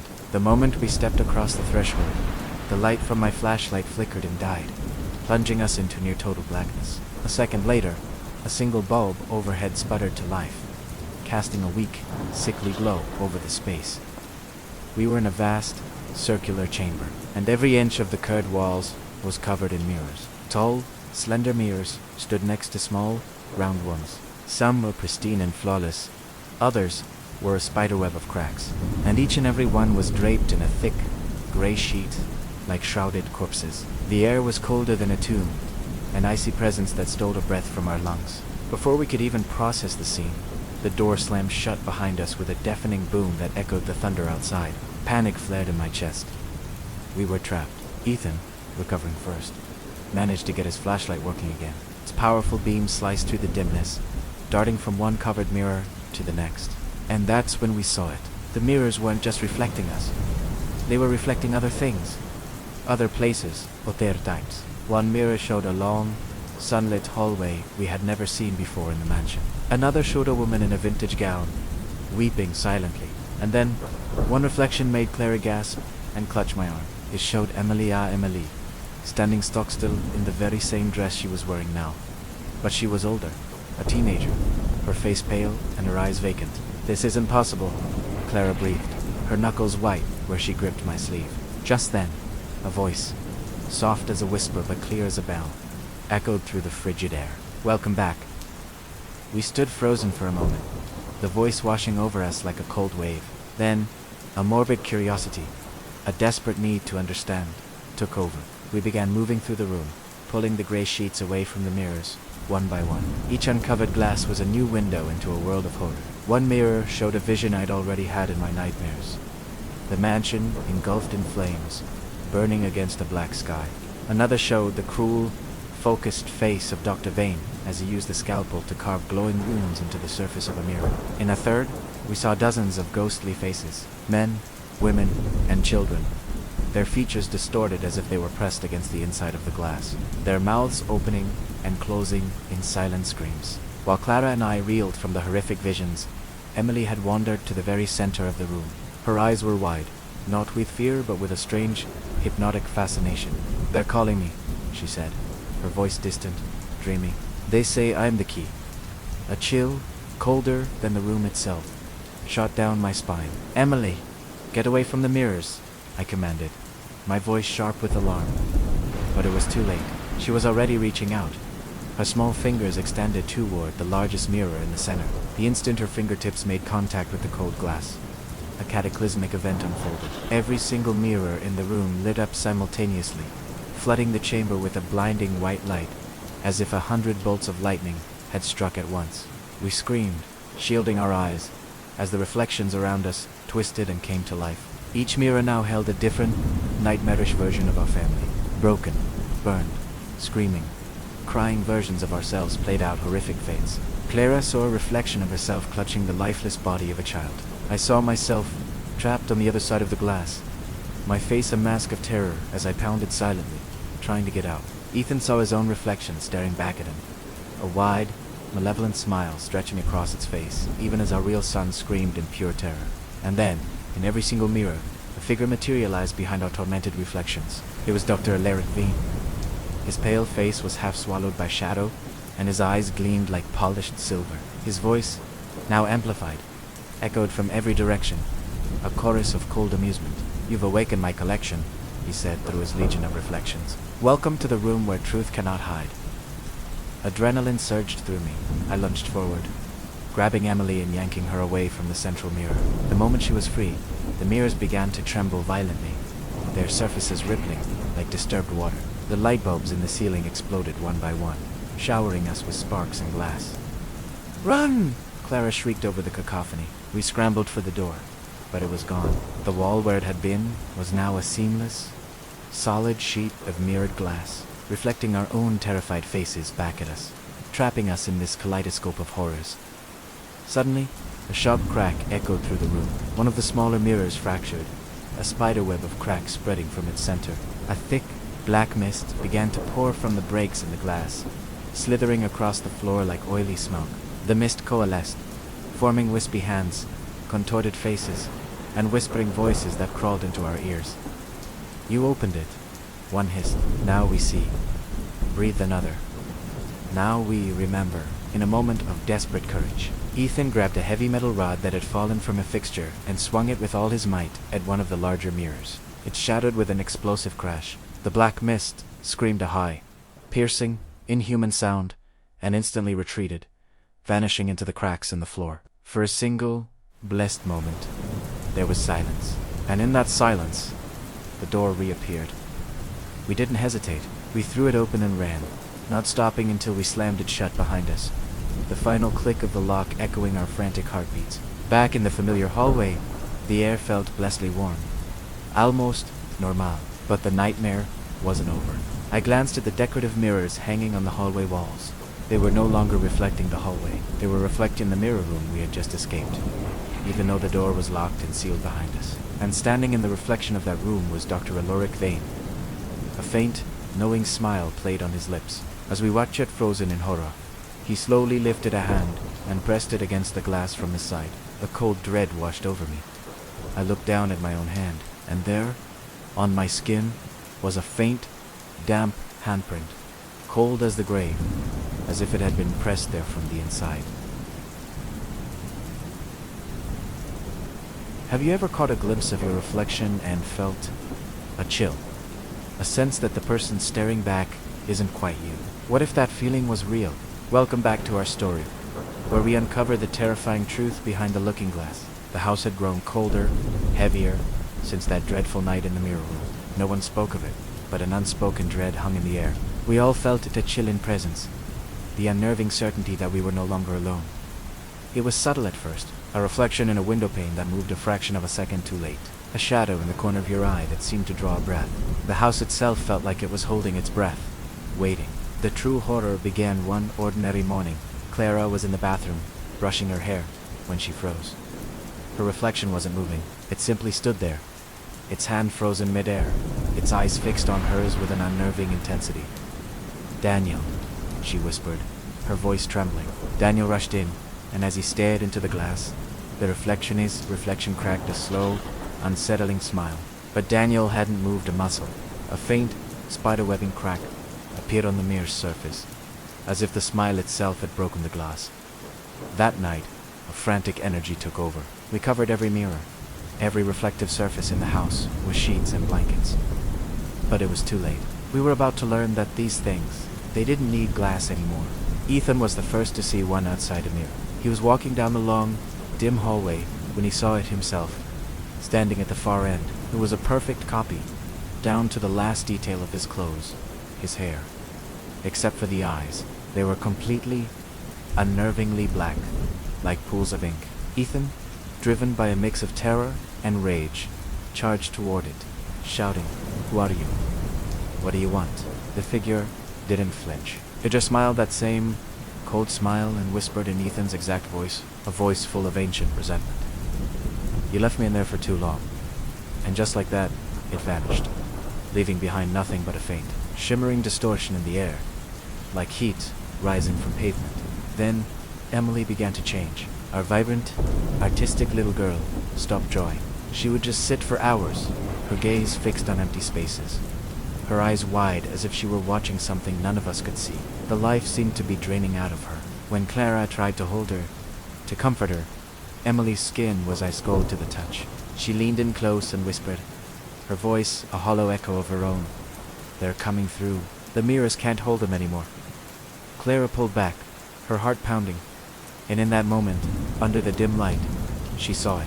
For just a split second, tiny, almost invisible cracks appeared beneath the surface of Emily's eyes, like fractured glass. Meanwhile, a desperate search for answers led Daniel to the dusty, forgotten corners of the basement.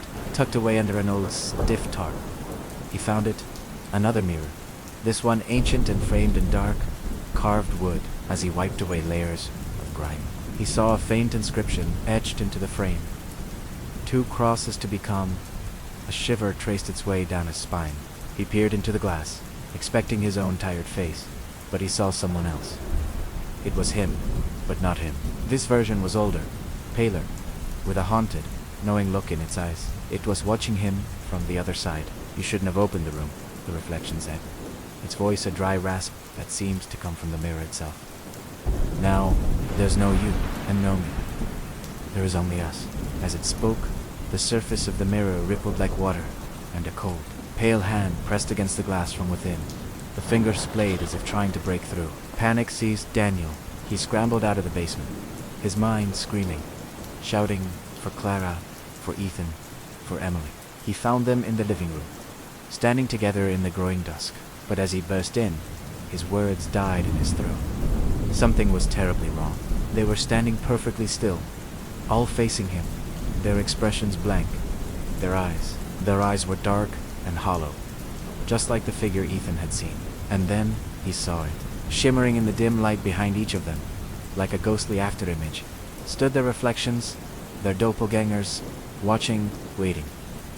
Then, in perfect, horrifying unison, both his family and their phantom doubles spoke as one, their voices merging into a chilling, resonant chorus that filled the entire house. The mirror remembers what they live and forget. The words were punctuated by a thunderous crack that seemed to shake the very foundations of the house. Every light bulb shattered, plunging them into absolute darkness. But the darkness wasn't empty. A low, resonant hum began to emanate from the walls, from every surface that had once held a reflection, and from the covered mirrors, from the darkened windows, from the very shadows themselves. Their other selves, their cold, forgotten twins, began to step through into our world. The barrier was broken. The crossing was complete, and in the oppressive darkness, the house was no longer just haunted. It was now occupied.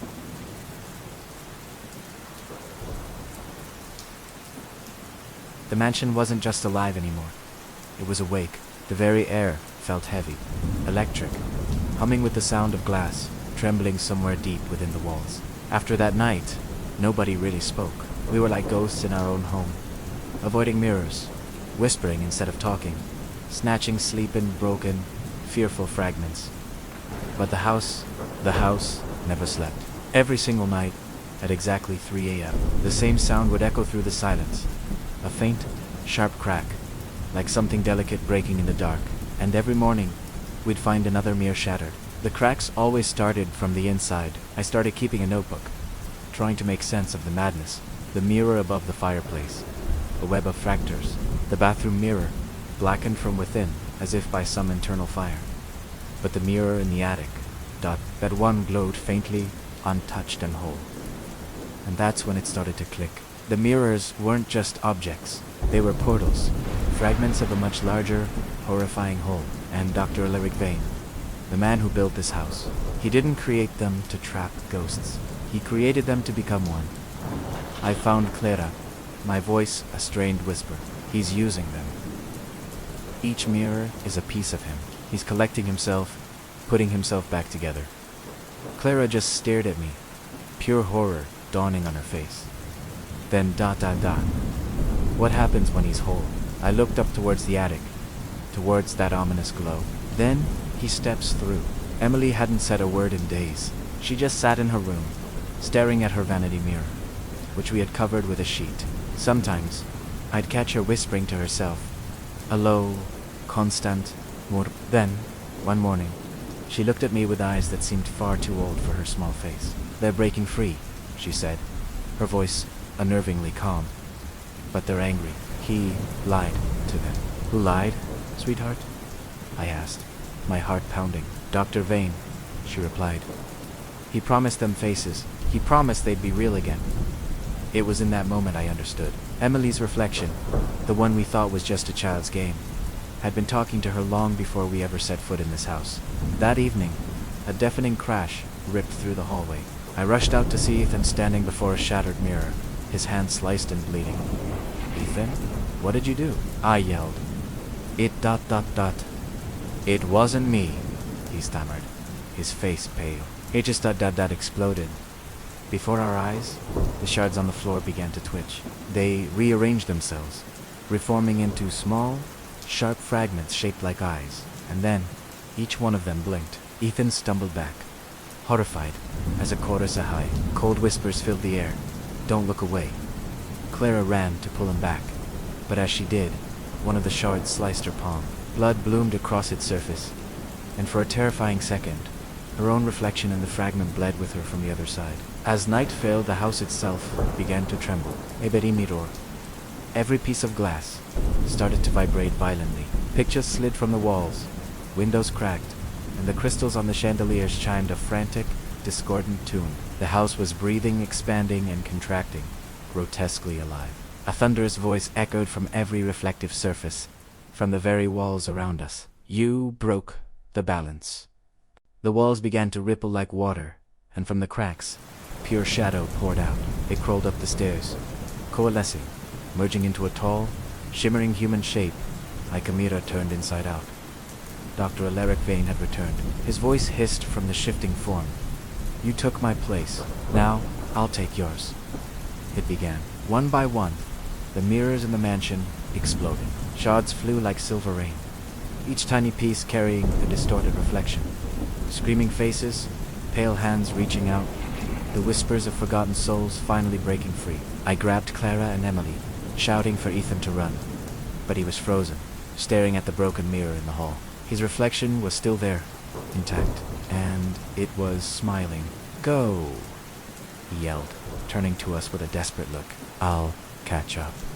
He spun around and smashed the last standing mirror in the hallway with his bare fist. For a single, silent heartbeat, the world went quiet. Then, a scream erupted from every mirror, at once a deafening, endless wail that shook the house to its foundations. The walls cracked. The ceiling pulsed. The entire mansion was coming apart. We scrambled up to the attic, to the source of it all. The great mirror of Dr. Vane stood there, glowing brighter than ever, its surface swirling like liquid mercury. And inside, we could see them. Thousands of faces. Every reflection this house had ever stolen, all pressed against the glass, their silent mouths begging for freedom. I knew what I had to do. I stepped forward. You want to be whole? Take me. The glass rippled, and a form appeared inside Dr. Vane, smiling, proud, monstrous. You offer yourself freely? How noble. He reached a hand out from the swirling surface. I grabbed Emily's hand and whispered, when it shatters, run! Then, I plunged my bloody hand into the mirror.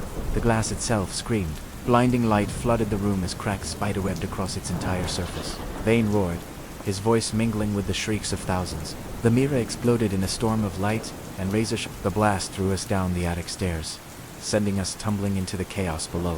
When the dust finally settled, the attic was a wreck. The great mirror was gone, leaving only its empty frame. And I was gone, too. But on the floor, in a large, glassless shard, my reflection was still there. Smiling faintly, Clara collapsed, sobbing. Beside her, Emily whispered, her eyes wide and distant, seeing something the rest of us couldn't. He's not gone, she said. He's inside. The mansion was quiet again.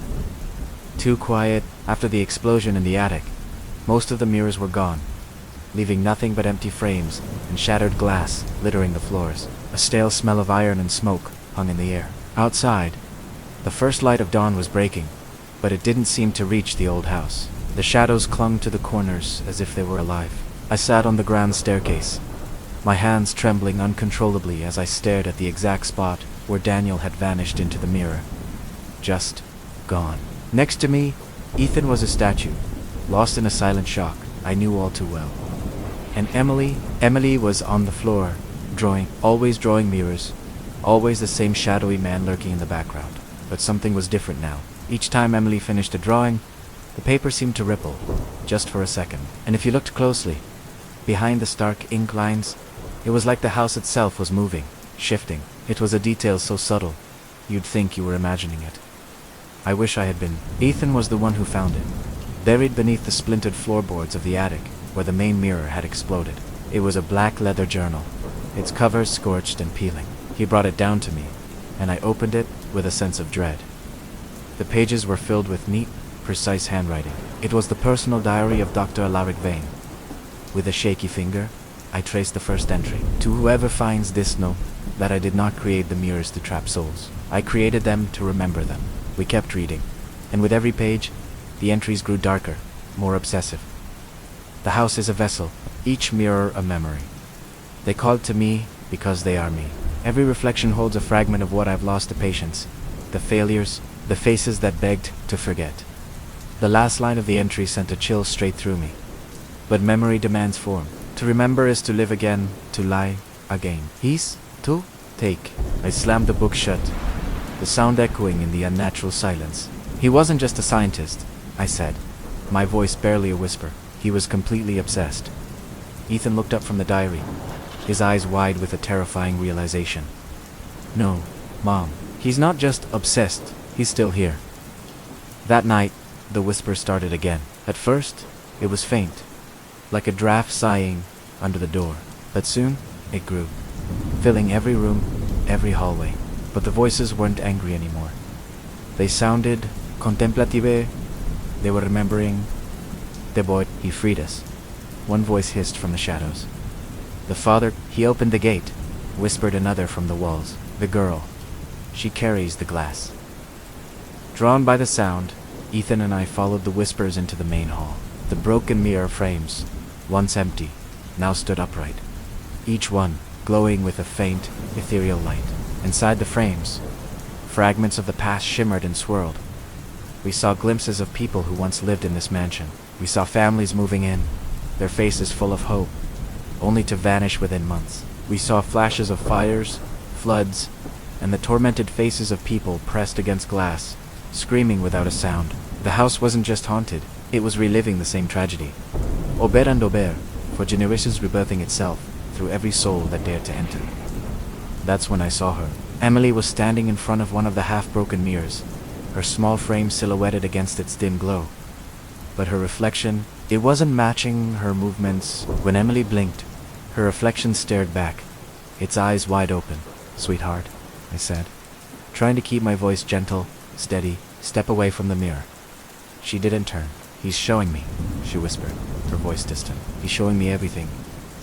As I got closer, I saw her eyes. They had turned glassy, reflective, mirroring the entire room in their tiny surfaces. A gasp escaped my lips. "Mom," Emily said. But the voice wasn't just hers.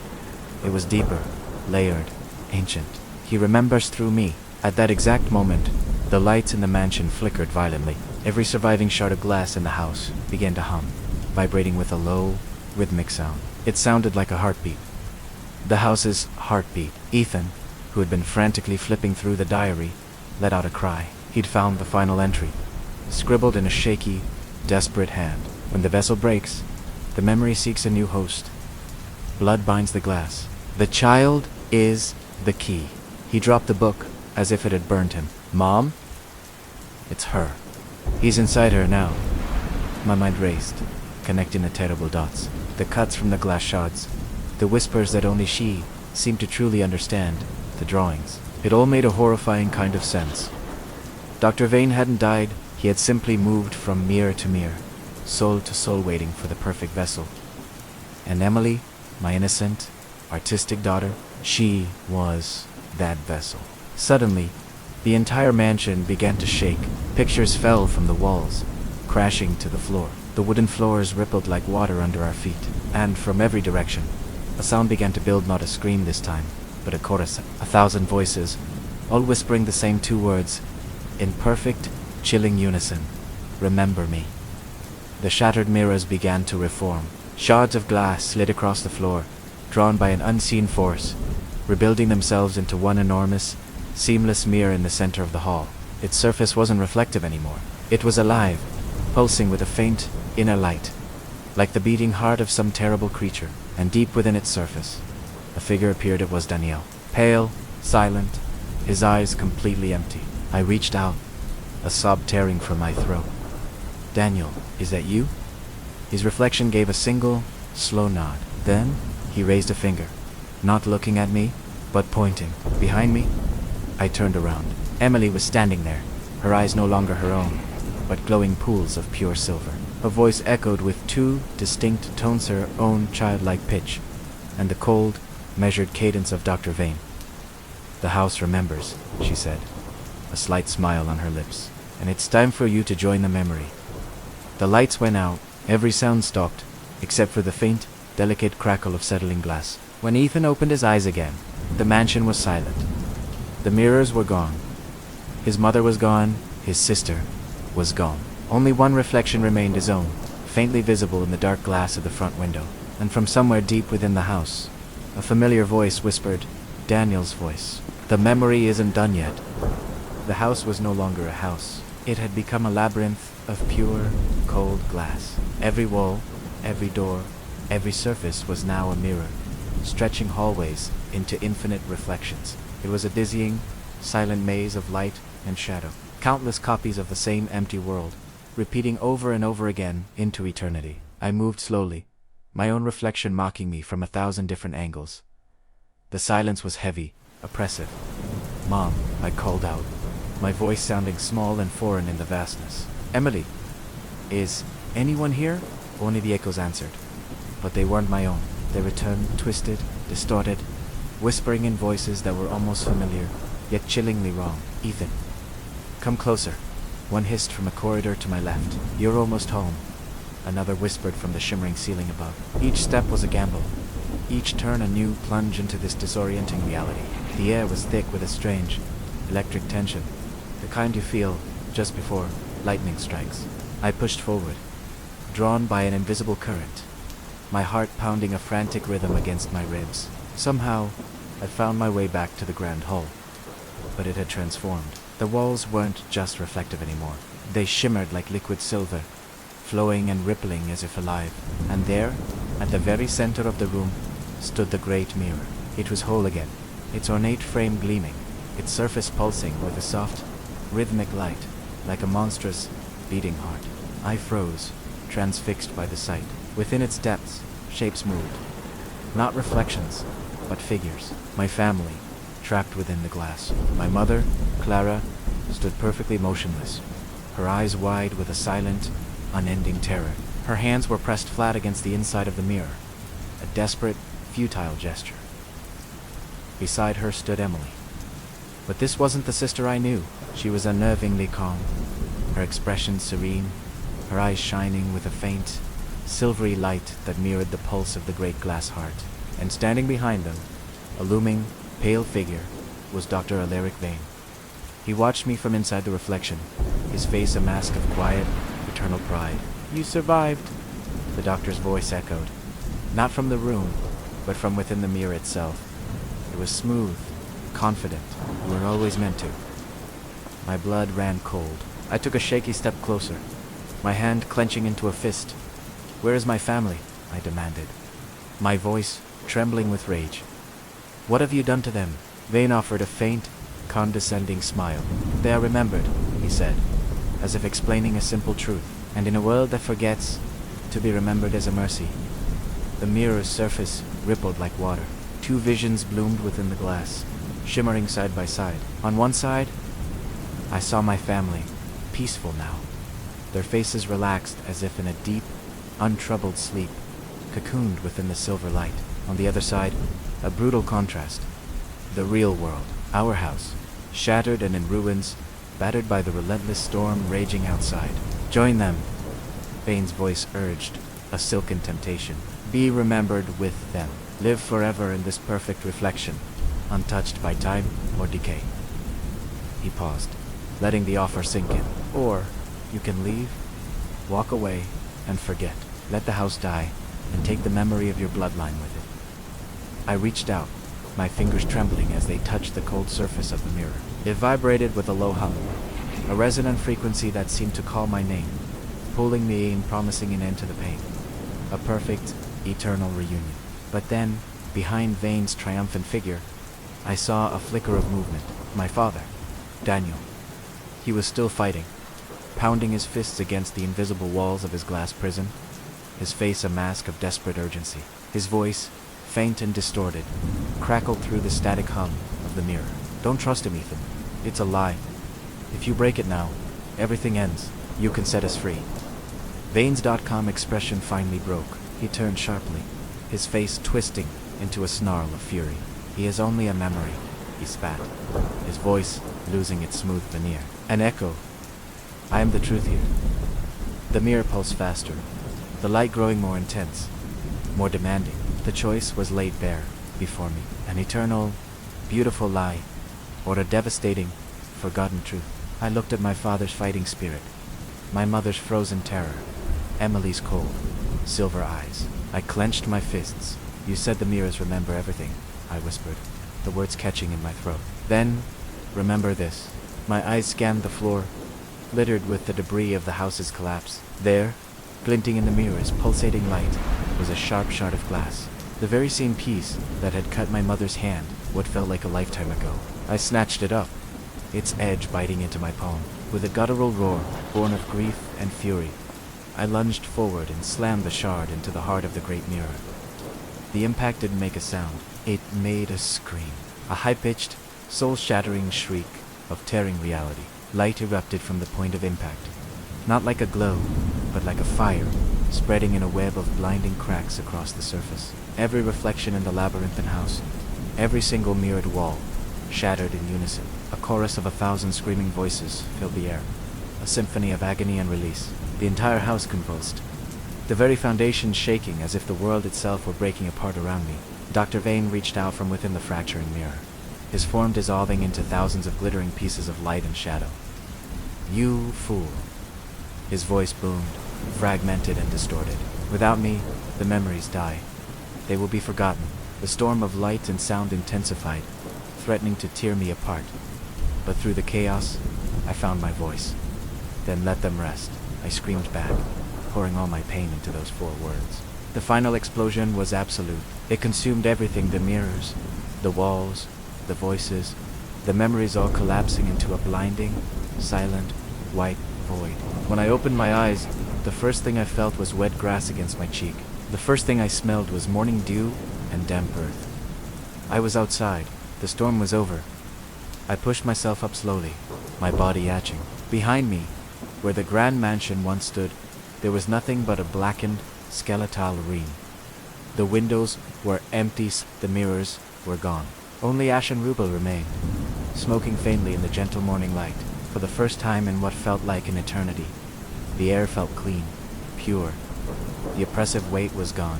Then, I saw something glinting in the mud near my feet. A small shard of glass, perfectly clear, miraculously unscathed by the destruction Primera picked it up. As I held it to the light, for just a fleeting second, an image appeared within it. My family, Mom, Dad, and Emily. They were all there, standing together in warm sunlight, and they were smiling, happy and free. Tears streamed down my face, but for the first time, they weren't tears of terror or grief. They were tears of release. I smiled back at the tiny, perfect memory.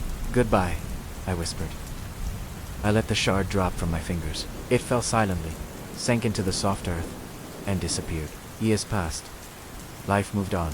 The world did its best to forget the house on the hill. In a quiet, dusty antique shop on the edge of a distant town, a new item was put on display.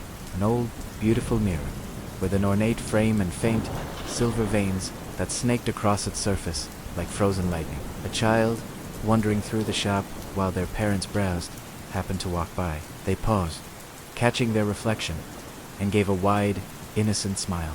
The child turned and ran off to find their mother, but in the mirror, the reflection didn't. It stayed behind, and slowly, it smiled again. Thank you so much for joining me on this terrifying journey to its conclusion. If you enjoyed this story, please don't forget to hit that like button, subscribe to the channel, and ring the bell so you don't miss what's coming next. Until then, stay safe, and maybe be careful what you see in the mirror.